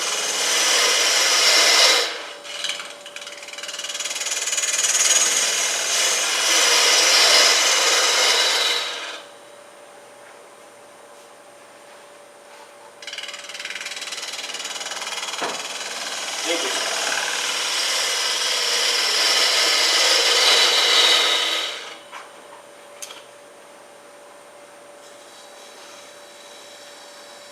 And now our bottom is like 1 3/4 inches.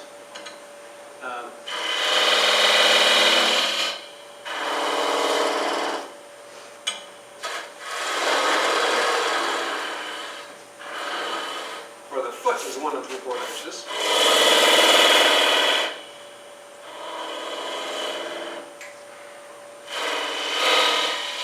Make a little bit concave. Did the tenon tool? Yeah, tenon tool. Second time we're going to use this on this piece. Again, this time now I just want it to be perpendicular because the spigot jaws are not, but it's wonderful, close. Right. So I was actually looking at this curve here, and I just want to get something that kind of matches, that looks pleasing, doesn't look like it came out of nowhere. Hey, John, Yo, could you show us the angle you put that tenon tool in? And we should have the overhead shot, Dave. sure. So again, tenon tool coming in. So this is just a scraper with pretty much a little less than a 45 degree.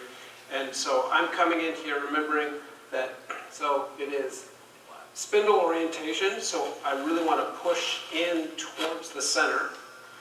and you can actually scrape up and down. And if need be, then you can push down a little bit, but you are going into end grade if you're going to push up into the end grade. But that's basically it. Is you're gonna push in, go up a little bit, out, and your tenon is done.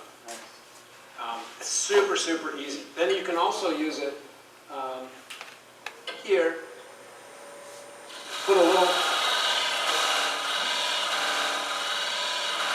make your bottom concave. Because ultimately, when it's flat, you want to make sure it sits on the rim. Now, I'm not going to have to reverse this into the jam jug ever again. So I got this huge tenon right here. I just need to be able to hold it in these jaws. So I'm going to actually, just while it's here, cut it off.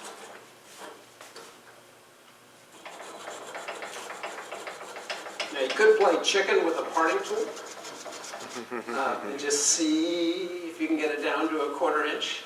It's like I have lost some pieces doing that, so I don't play chicken anymore. Do you care about putting your point back on that? No, because the thing about it is I'm never going to jam chuck this again. It's never going to come back on. So what does this allow me to do now? So one is, okay, when I now can sand, I can sand all the way from the top all the way down to the bottom. And as this thing dries, it's going to dry uniformly. The lines will get sanded off, and we've hit our bottom here. But let me show you how you...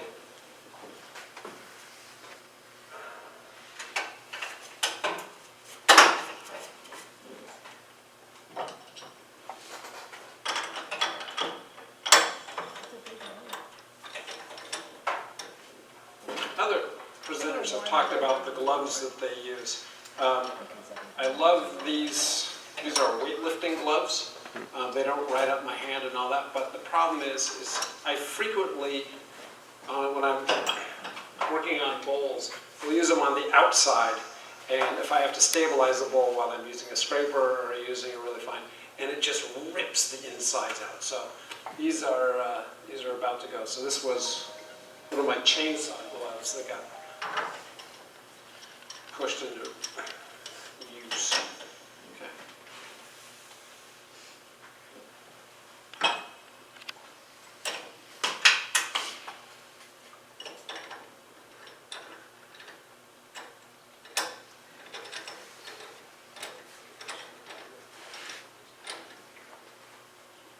Okay, so now, this may or may not be, as this thing dries, you can get some wiggle in it. Do you do this if it's a bigger coliform? So every bowl, coliform, everything I make is going to have a tenon inside the foot. So this one that I'm still working on, it's a big tenon, but it is inside my foot. So Right, but you're not doing this. not that it has to be able to support it. And so, this one I was able to get away with maybe a 1 inch of the micro tenons. But once they start getting a little bit bigger, you have to go 2 inches. But I'll do that on every salad bowl, same thing. When I go to sand it, I want to be able to sand the whole thing and then take the foot off later. So if I need to somehow get into if I want to sand the inside of this, common practice is to use your Kelly calipers. Put a piece of foam in there, wrap it with sandpaper, and while it's retting, be able to sand it like that. Sorry, don't put your fingers in there like that. Sand it like that. But that means you want to have this thing fairly centered. Easy to do. You really want to put your fingers in the bowls. The Kelly calipers, yeah, don't put while it's in the piece. Experience? So, if you want to get this thing so that hole, for some reason that, for sanding, or if you want to get that perfectly centered, just undo this, put that in there, and now tighten this back down, and press it. That thing should be centered. Yeah, and so I don't recommend that you getting out your bowl gouge or scraper. If you wanted to, you could actually bring that up, and you probably could. When I'm sanding a piece, so I'll let it dry overnight, maybe 2 days, and at that point, the outside of the piece is dry.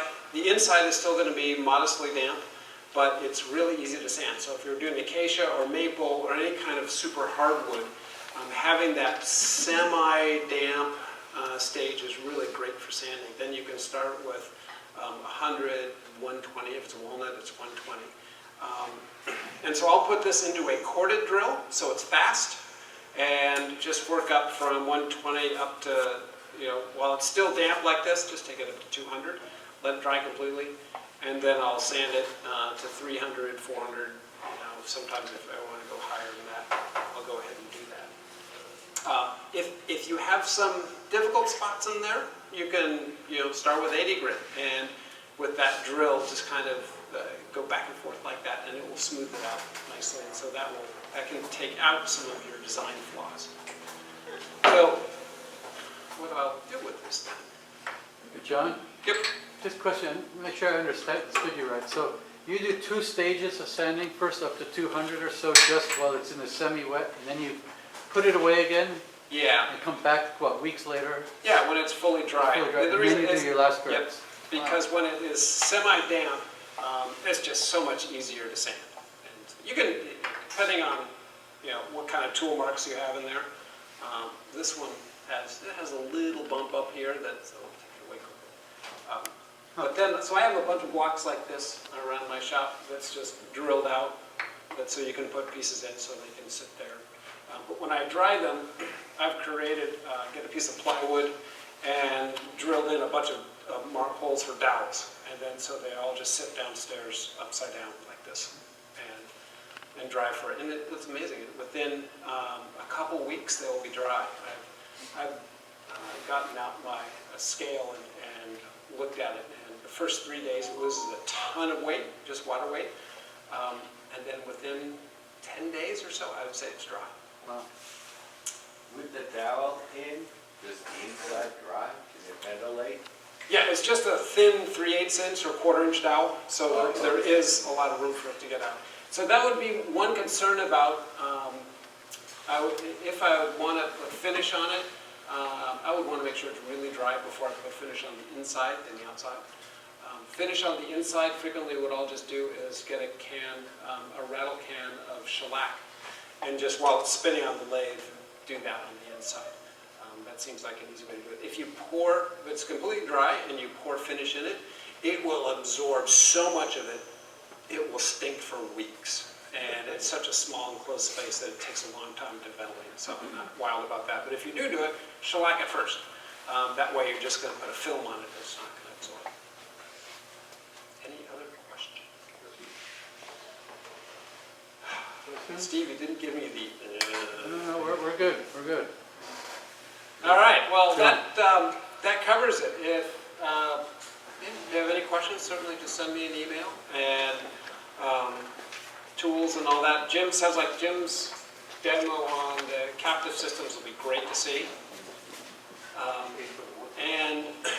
Also, if anybody, there is a show coming up called The Artistry in Wood that a number of people in this room submit pieces to. The entry is now open for that, so there are a whole bunch of pieces on this table that deserve to be in shows and getting some visibility.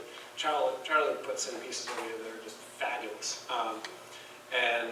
So I encourage you to take a look. It's Sonoma County Woodworkers Artistry in Wood. But it's, I encourage you to just take one of your better pieces and put it in there. It's the way to elevate your game and see what other people are doing. Yeah. First, John Cobb.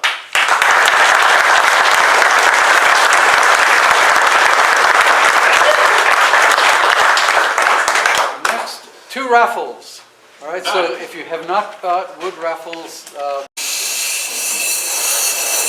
So John, one trick I really like is I actually have my shop vac hooked up, and when I blow it out, I turn the vac on, and it just sucks up all the dust, so you don't get as dusty. I like that idea. Have a mounted onto my lathe. It becomes pretty easy to do. Okay.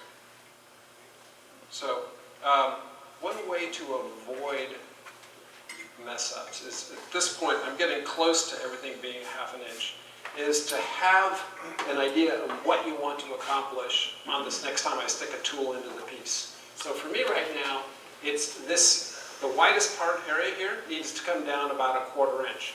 I don't want to touch up here, and I don't want to touch down there for right now. Later on I will. But if you have operational target drift, so essentially that means I'm going to be going in here, and then all of a sudden, oh, you know, I feel this little butt right down here a little bit lower. I'm going to go get that. And then maybe something down there. And but the problem is that bump down there, that actually might not be a bump. It may be that you have a trough right below it that's too narrow. And so you're taking out what is a normal thickness and taking everything to abnormal thickness, or I'm going to blow it up thickness. So get an idea of what you want to do. Right now, I'm actually just going to work on the center.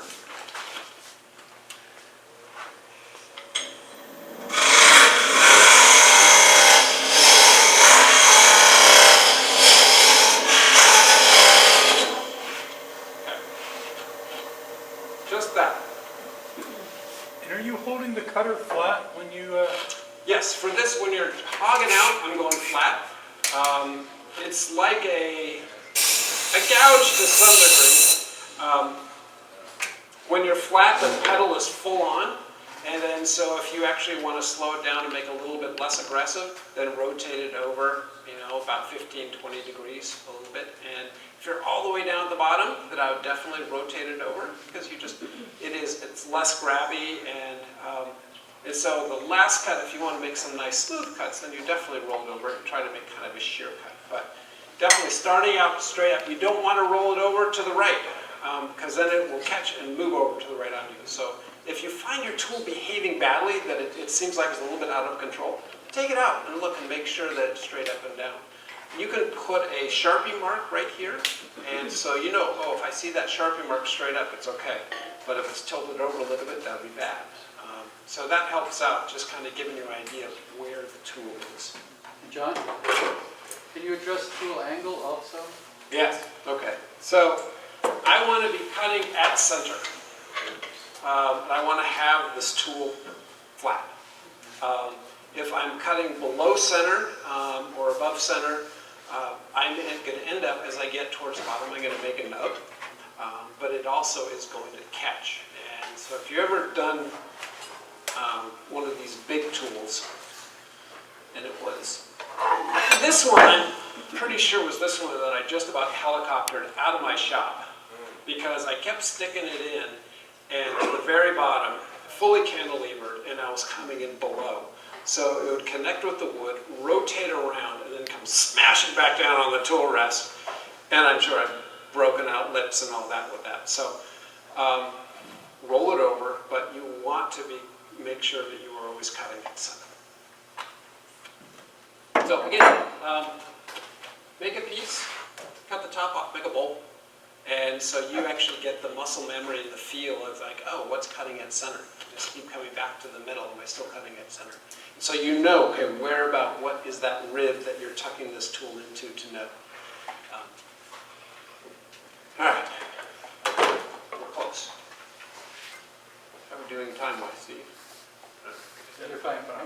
Yeah. Okay. You're fine. All right. Okay, so we're 3/8 of an inch here.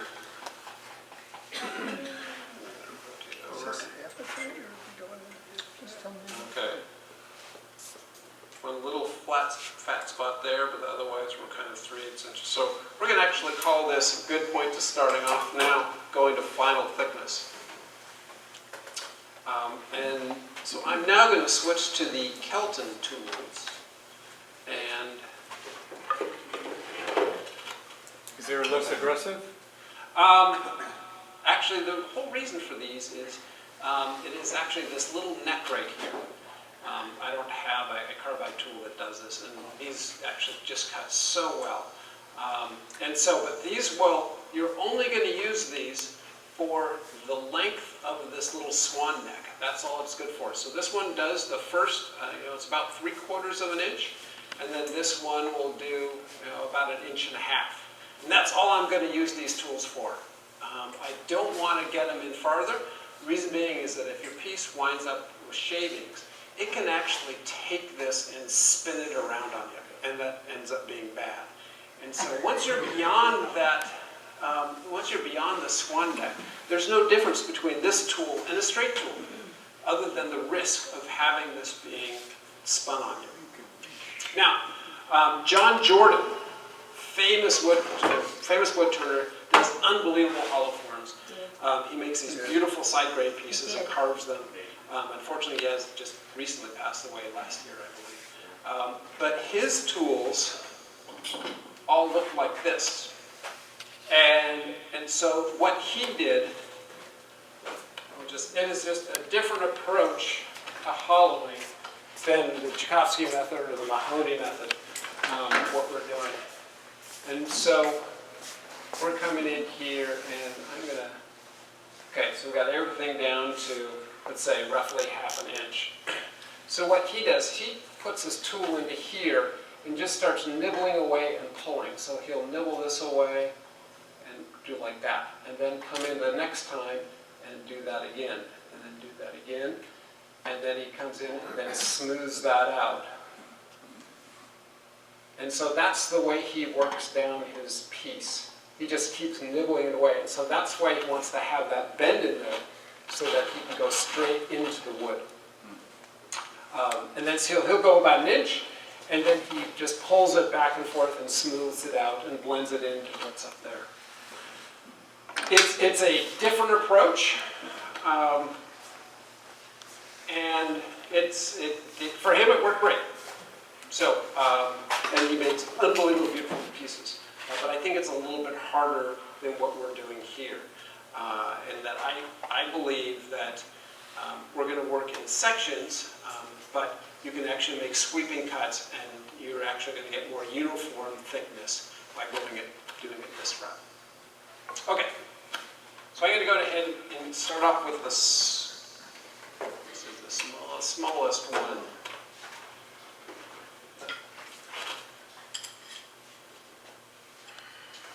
Tool handles.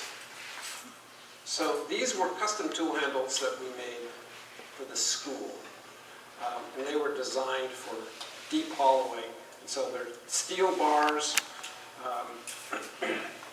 And so it's a 1/2 inch opening here, 5/8 inch opening on this side. So it can take any tool from a 3/8 inch tool up to a 5/8 inch tool and fit very nicely.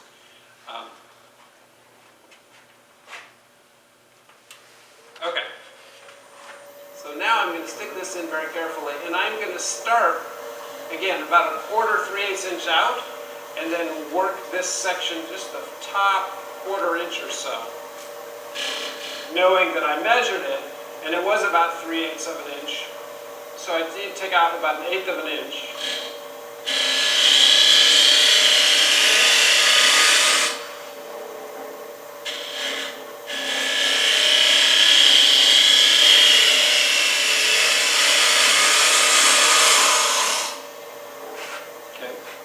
Take 2 cuts, stop, and this is where it's really easy to blow out the top, because if you kind of tilt or you lever the tool out, that tool, the tip can come around and come through the top wall. So it's good to make a couple cuts, measure. Okay, so there's good, and now we need to work further down. So it appeared that you had gone from the pull cut to the push cut. Is that true? Correct. Again, the pull cut is all when I'm down here. Once you're up in the top 2/3 or 3/4 of the piece, you can go pull or push. Doesn't matter.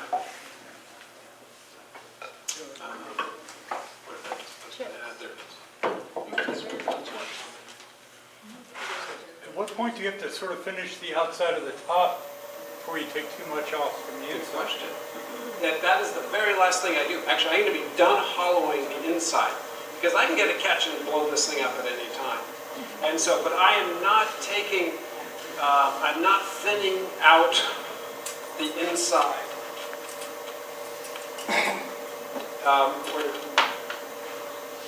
I'm not thinning out this area at all. I'm leaving that at the same thickness as it is there. So I know this is extra thick, I'm not touching it.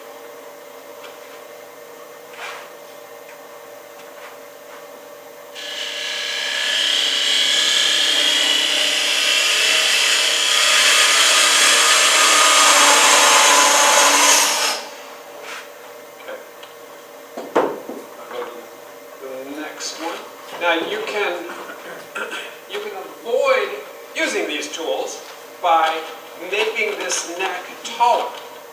And if I opened up the opening to the full width that I have up here, I could do this whole thing with a straight tool. So this is personal agony that I brought on myself by taking this design. But I think it's ultimately worth it, and if I'm careful, I won't blow it up.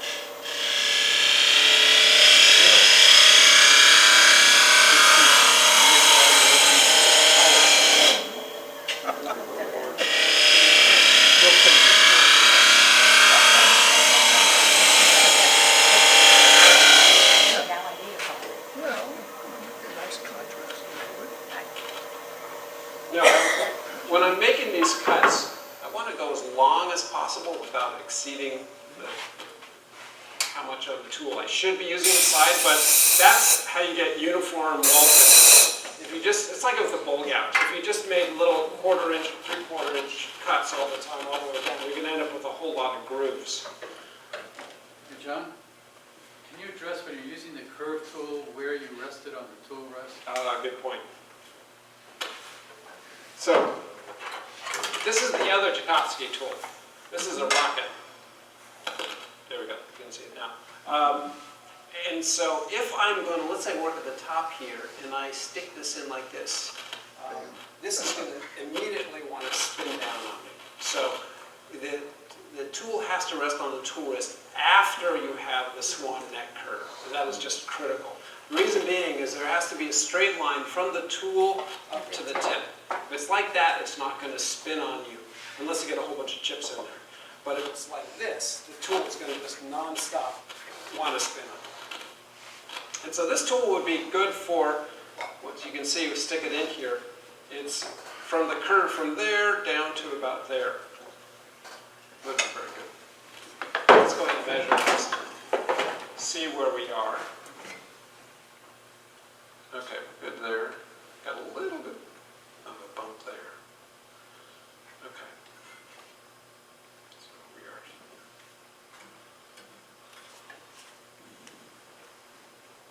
Okay, so that's good to there as well. So you can smooth the inside of that with a rocket tool. You kept the thing on the tool rest of the straight part, but reduced the angle. Exactly, straight tool and then roll it over to, yeah, exactly. So now, what do I have to do? Okay, in terms of thickness,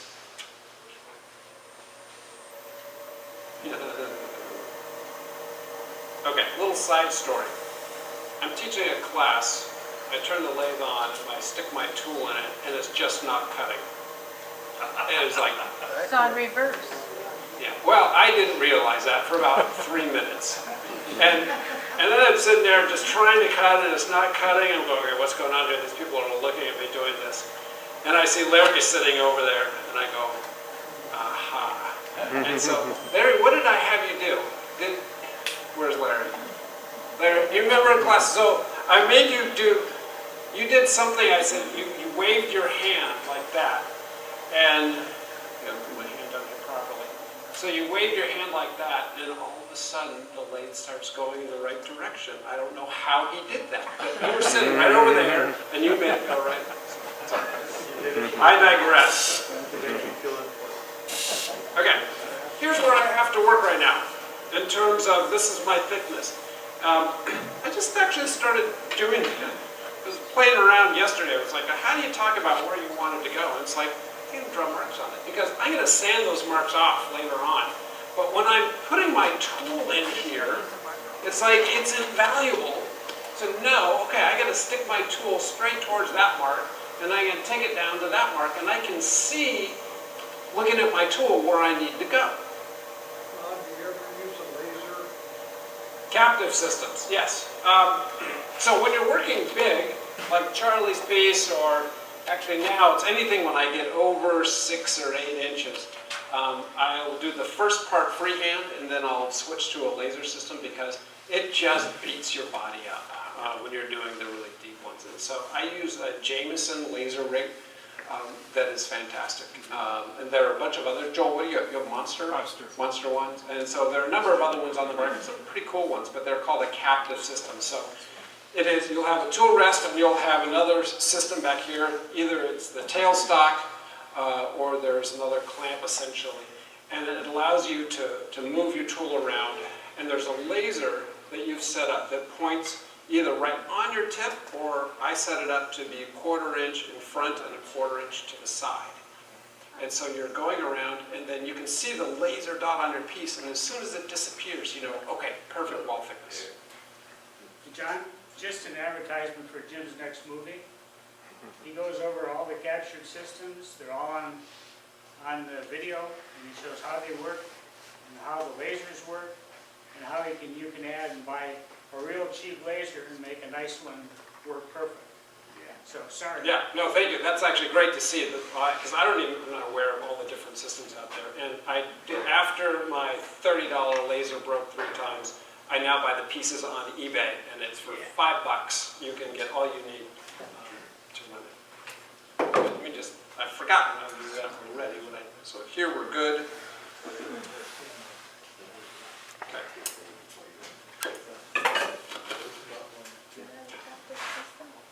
Okay. Larry, I'm going in the right direction, right?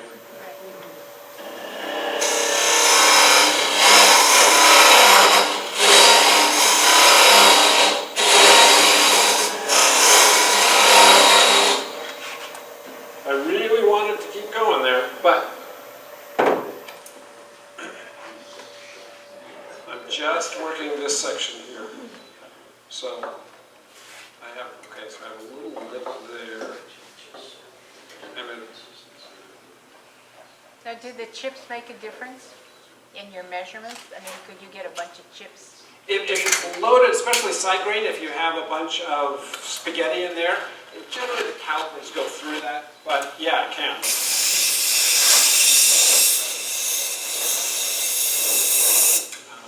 But the last piece I made was similar to this one, just bigger, 12 inches, side grain, and the spaghetti won't come out with the compressed air.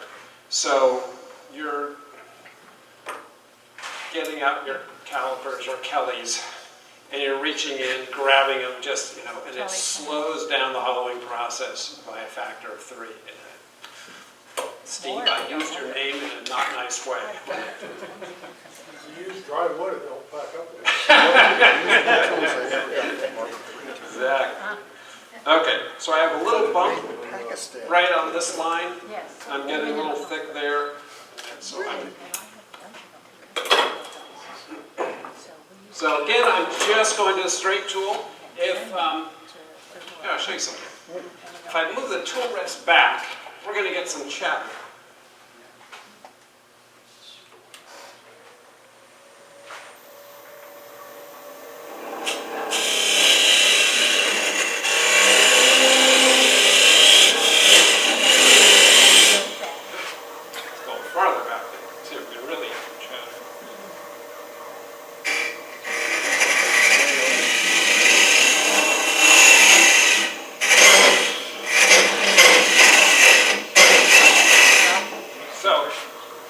Chatter is avoided by getting your tool rest up nice and close.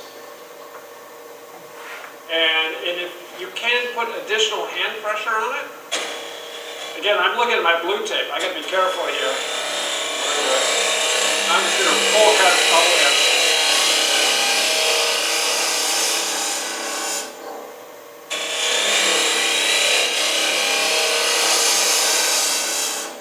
So that was just a light pull, 2 light pull cuts at the very end there to smooth out the surface. So I hopefully, at least it's smooth in there. Whether it's uniform thickness, we'll see.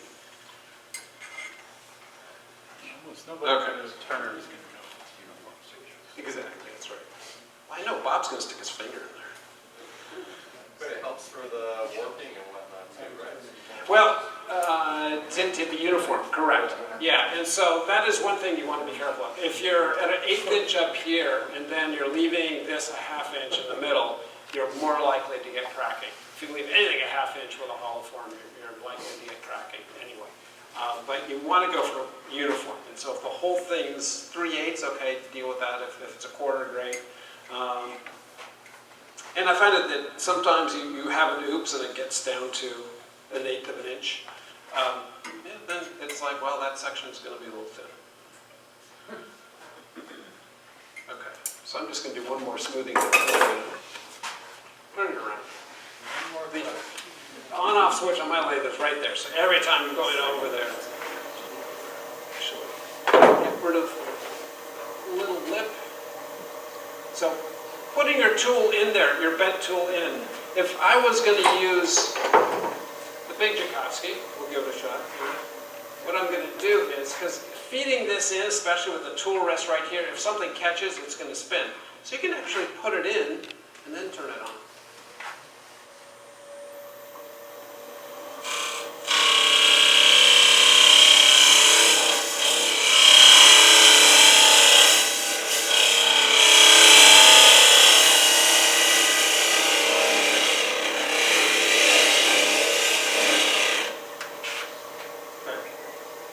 And then, This is the hard part. this is the hard part. Just going to sit there and turn it off. Yeah, but you gotta be able to turn it off You without do. moving the other. And it, like, I might look, I go, oh, Jesus. And, yeah. Or, okay, so let's say you can't do that. And you're, how do you get it out while it's on? Let's cover this. Okay, so I'm in the air, I'm playing around, whatever. Now I got to take it out. What I'm going to do is I'm going to rub the back side of the tool on the right-hand side of my opening, as far away as that is from the other side as possible, and I'll just pull it out like that. So the tip is not going to come in contact with the wood. So that is a way of getting it out. And if you just do it slowly and you just make sure if it's bent that you're actually following the bend, you can get it out without it being a mess. Okay, now what to do? Okay, now we have this big fat top up here.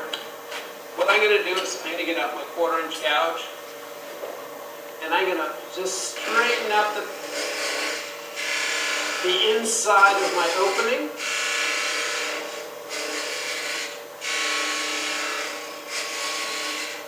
Straight and cut. Just a little bit. Yeah. Not exactly right in the middle. I can't see that well, but no. Yeah, you just scrape it.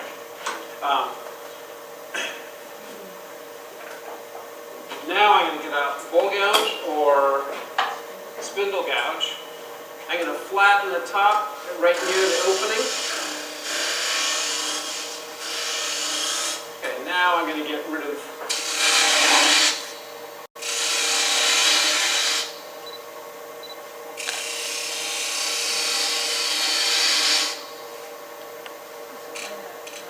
now, pro tip. Can we see over? Yes, we can. Yeah. So that's a good 1/4 inch thickness rim right there. If I stopped it right there and finished the piece nicely, anybody walking up to it going, oh, look at that, he made a hollow form, the whole thing's about 1/4 to 3/8 inch. That's a rookie move. And so it's like, no, I'm not. I'm going to make this a nice 1/8 inch opening.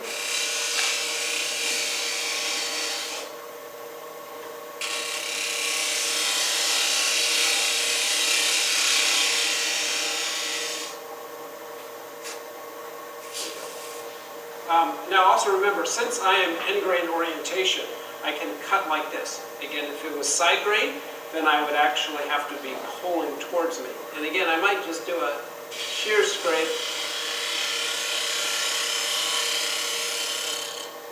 Just to smooth it out a little bit. So at this point then, what I'd also do is grab a little piece of sandpaper, if I brought one.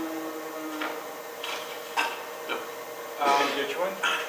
I would sand the inside right here. Let's see, about a big piece.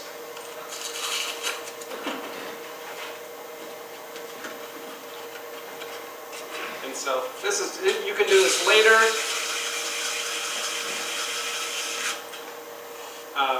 But I kind of like to do it now. It is wet and I can't gunk up the whole disc. But, so, by leaving that top a ½ inch thick up there, it enabled me to not have to deal with breaking it out. It is solely safety. And I was able to actually cut the rim with the shape and the top that I like, that's pleasing to me. Had I started like this and gotten a bounce on it, and I would have easily broken it, and then you got to repair it and all that. So I highly recommend that approach to doing that. Now I just got to double check. I didn't actually go over this again to make sure that when Bob sticks his finger in there, he's going to go, oh, still full of shape. We get some more shape.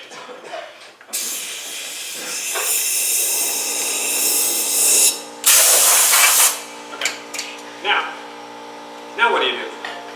I got a nice hollow form that's stuck on a bunch of wood down the bottom. And so there are a couple things that still have to happen. This has to be dried, it has to be sanded, finish has to be applied. And here's another one of the... So I travel with my own jam chucks. Should be about right.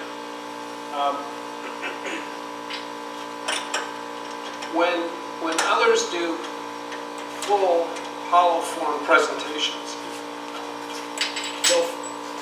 they'll say, yeah, you sand this, and then they finish the bottom and then cut it off, and then that's your piece. But it's wet and it's not sanded, and so there's this whole process of, well, how do you deal with sanding and taking a tenon off and all that kind of stuff? And so I've figured out a way, at least that works well for me.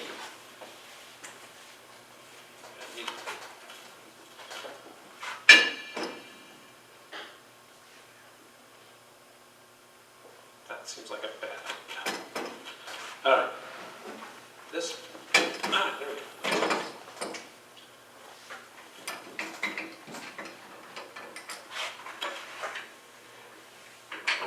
Okay. How much wood can I take off the bottom of this? Well, I have some marks in here that I think I drilled down to. But let's just put it on here and see. It's like, right?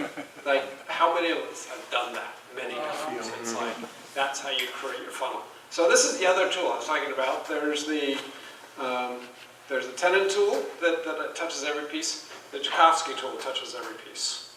And I have these little ones, and I also have the monster version of it. So we're going to go with millimeters. Assuming this has it. So we are at 40 millimeters, 4 centimeters, 40 millimeters. 40 is my number. So I know if I take off 40 millimeters of wood, I have a funnel. My target is going to then be 30. I want to take off 30 millimeters of wood. That way I have 10 millimeters of thickness at my bottom, roughly. No. Do you find that sometimes having a heavier bottom gives you more stability? So what I tend to do is make my bottoms a little heavier, especially on bigger pieces with narrower bases, so that you've got more weight on the bottom. Yeah, I mean, I don't do that, but I can understand the merits to that. Okay, so what I do here, so I have my jam chuck, and I'm spinning the piece around as I tighten up tailstock. And if everything is done right, it should fit perfectly. I didn't double check that my jam chuck was true, but it should be fairly true. Okay, now it's over. Where the deli? Keeps moving on me. All right, turn the speed way down. All right, let's see. How do we do here? A little bit of a wobble up here. This is close enough for government work. I could spend a while getting it totally true. Okay, so John, would you normally wait to take off the foot a few days after you sand and whatnot? that's a great question. No, No. no, because that's a big hunk of wood there, right? And it's thick, and it's like, so that's not gonna dry very quickly. Yet what's right up here is a 1/4 inch. That's gonna dry really quickly. So you end up, and then you take the foot off, and then you'll have wet wood and dry wood. And, right, so you see a nice division mark there in your piece that sometimes goes away. Like I have this Chinese zone. See, there's a light spot right in the bottom there, and that's where you're going to see it. I have a little micro tenon that's on there. It won't go away. I let it sit out in the sun. It didn't go away. Can't explain that one. But that was the problem. It's like you end up having to take things off later on, and you can have, you're not sanding it. It's a mess. So this is how you're going to avoid that. So I know 40 was my number, so I'm going to shoot for 30. Actually, we're just going to clean this up first so we can see it better.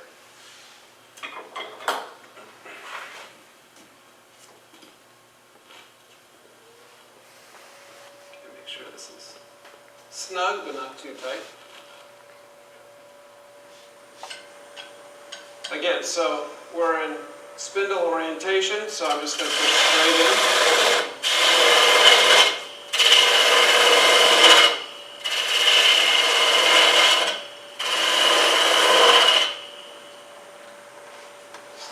Closer.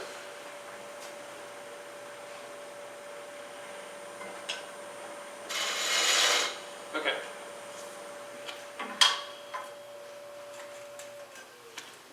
So I have, that's for Jim.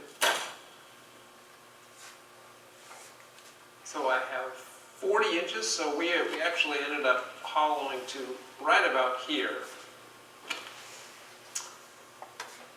And so the bottom of my piece is going to be right here. When I hollowed, let's say I'm at a 1/4 inch up here, I'm going to leave an extra 1/8 of an inch all the way down the bottom for this precise reason. I got a whole lot of wood down there. Looks like I didn't drill far enough. I'm going to remeasure. It's certainly possible. It doesn't seem right. Make sure there isn't a bunch of gunk in there. Just keep it stick down there.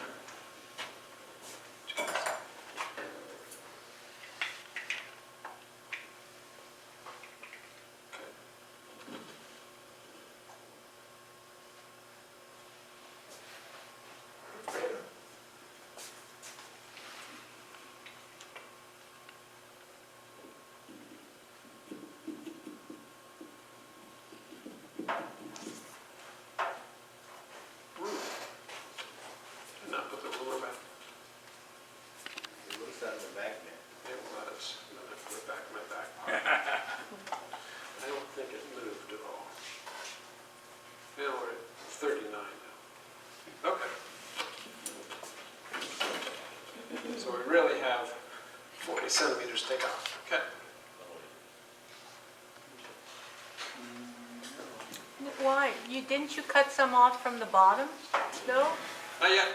Nope, still it's the same tenon mark from the tailstock is right there. So I haven't taken anything off from there. What is it? So I just didn't drill far enough. But that's okay. So you're saying when you did the inside, you left the bottom part an extra 1/8 of an inch? Right, extra, at least a 1/4 inch, but it's even more than that. You can see the line, it's like way up here, but that's okay. This whole process, you can fix that very easily because I'm just going to change the bottom, where the bottom is of the piece. And by having that knowledge of where it is, makes it easy.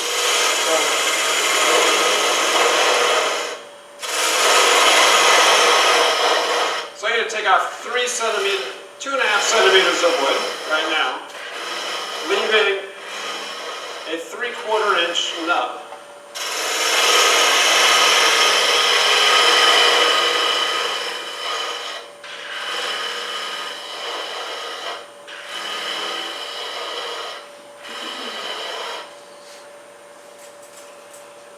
This over there. I don't think we're near that or not. So right now we're at 19, so I'm going to take another 5 millimeters.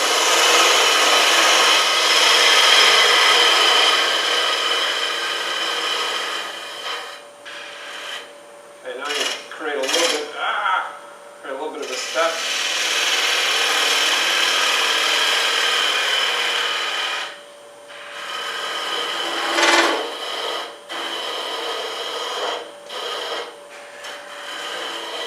Back and hold up the spigot jaw or something? Yes, actually, can somebody get me the, we have pin jaws or? Yeah. Perfect. Okay, so we're at 25 right now. That gives me another 5 more millimeters to go, then I'll be at 30.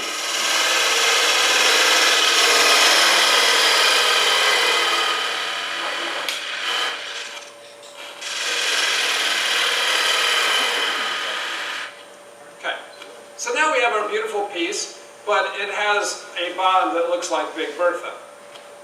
So I know where my top is. I left some extra room in here in terms of thickness. So now I can come in here and make a new curve.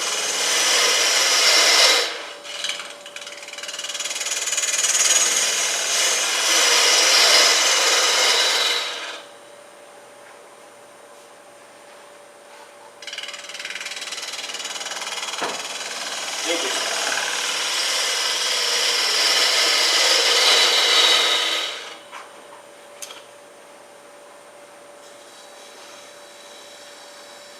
And now our bottom is like 1 3/4 inches.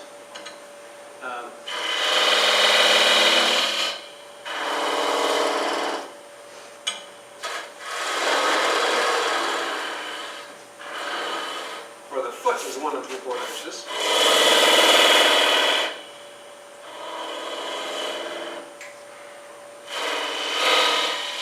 Make a little bit concave. Did the tendon tool? Yeah, tendon tool. Second time we're going to use this on this piece. Again, this time now I just want it to be perpendicular because the spigot jaws are not, but it's wonderful, close. Right. So I was actually looking at this curve here, and I just want to get something that kind of matches, that looks pleasing, doesn't look like it came out of nowhere. Hey, John? Yo. Could you show us the angle you put that tendon tool in, and we should have the overhead shot there? Sure. So again, tendon tool coming in. So this is just a scraper with a pretty much a little less than a 45 degree. And so I'm coming in here remembering that, so it is spindle orientation, so I really want to push in towards the center, and you can actually scrape up and down. And if need be, then you can push down a little bit, but you are going into end grain if you're going to push up into the end grain. But that's basically it. Is you're going to push in, go up a little bit, out, and your tendon is done. It's super, super easy. Then you can also use it here. Put a little. Make your bottom concave. Because ultimately when it sits flat, you want to make sure it sits on the rim. Now, I'm not going to have to reverse this into the jam chug ever again. So I got this huge tendon right here. I just need to be able to hold it in these jaws. So I'm going to actually, just while it's here, cut it off.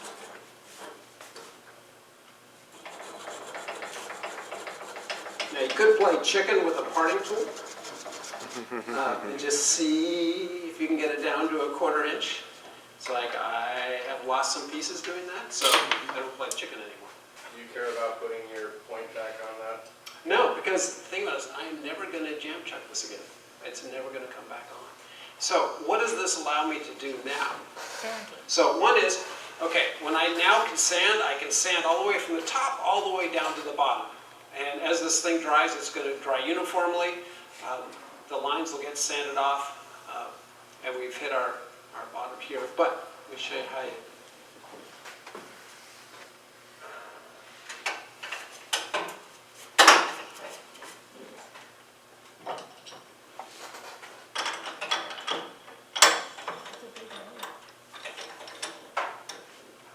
Other presenters have talked about the gloves that they use. I love these. These are weightlifting gloves. They don't ride up my hand and all that, but the problem is I frequently, when I'm working on bowls, will use them on the outside, and if I have to stabilize the bowl while I'm using a scraper or using a really fine, and it just rips the insides out. So these are about to go. So this was one of my chainsaw gloves that got pushed into use. Okay.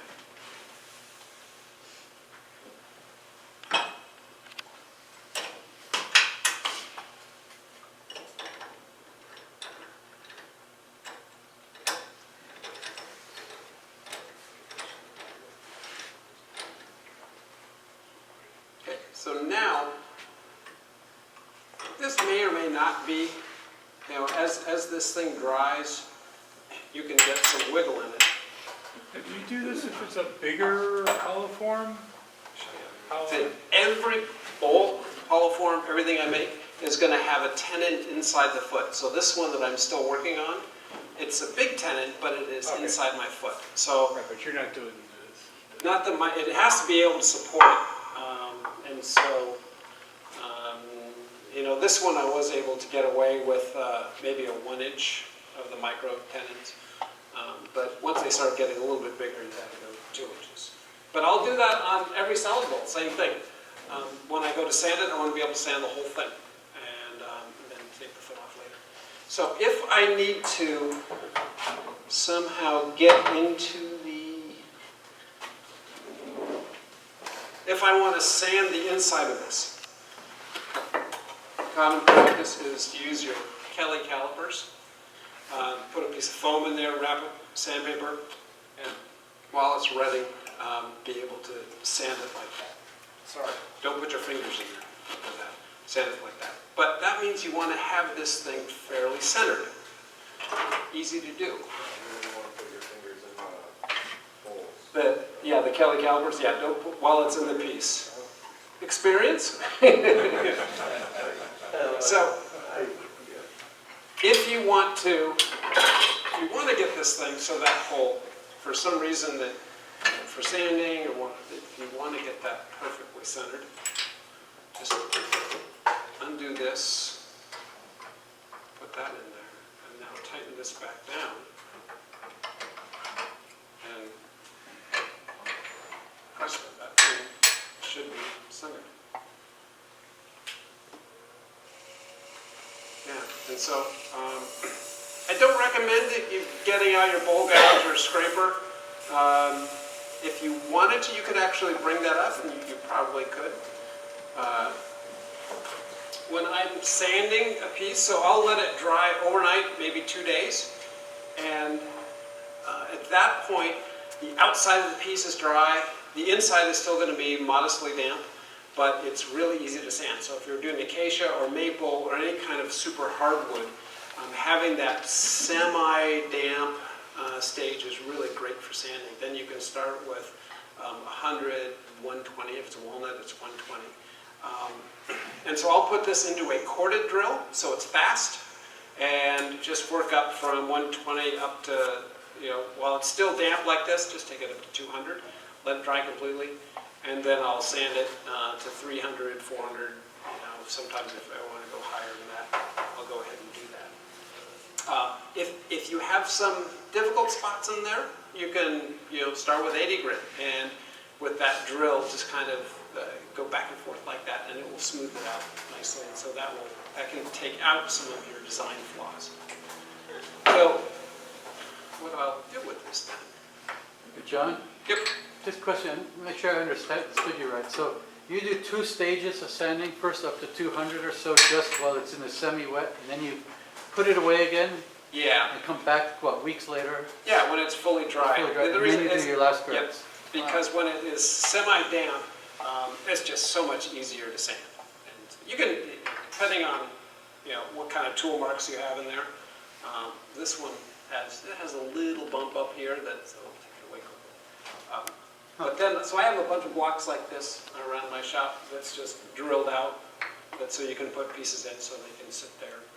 But when I dry them, I've created, get a piece of plywood and drilled in a bunch of mark holes for dowels. And then so they all just sit downstairs upside down like this and dry for it. And it's amazing. Within a couple weeks, they will be dry.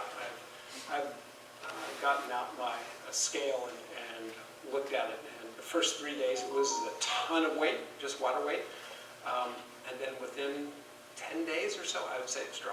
Wow. With the dowel in, does the inside dry? Can it ventilate? Yeah, it's just a thin 3/8 inch or 1/4 inch dowel, so there is a lot of room for it to get out. So that would be one concern about, if I would want to put finish on it, I would want to make sure it's really dry before I put finish on the inside and the outside. Finish on the inside, frequently what I'll just do is get a rattle can of shellac, and just while it's spinning on the lathe, do that on the inside. That seems like an easy way to do it. If it's completely dry and you pour finish in it, it will absorb so much of it, it will stink for weeks. And it's such a small enclosed space that it takes a long time to ventilate, so I'm not wild about that. But if you do it, shellac it first. That way you're just going to put a film on it that's not going to absorb. Any other questions? Steve, you didn't give me the... No, we're good, we're good. All right, well, that covers it. If you have any questions, certainly just send me an email. And tools and all that. Sounds like Jim's demo on the captive systems will be great to see. Also, if anybody's there is a show coming up called The Artistry in Wood that a number of people in this room submit pieces to. The entry is now open for that, so there are a whole bunch of pieces on this table that deserve to be in shows and getting some visibility. Charlie puts in pieces over here that are just fabulous. So I encourage you to take a look. It's Sonoma County Woodworkers Artistry in Wood. But it's, I encourage you to just take one of your better pieces and put it in there. It's the way to elevate your game and see what other people are doing. Yeah. First, John Cobb.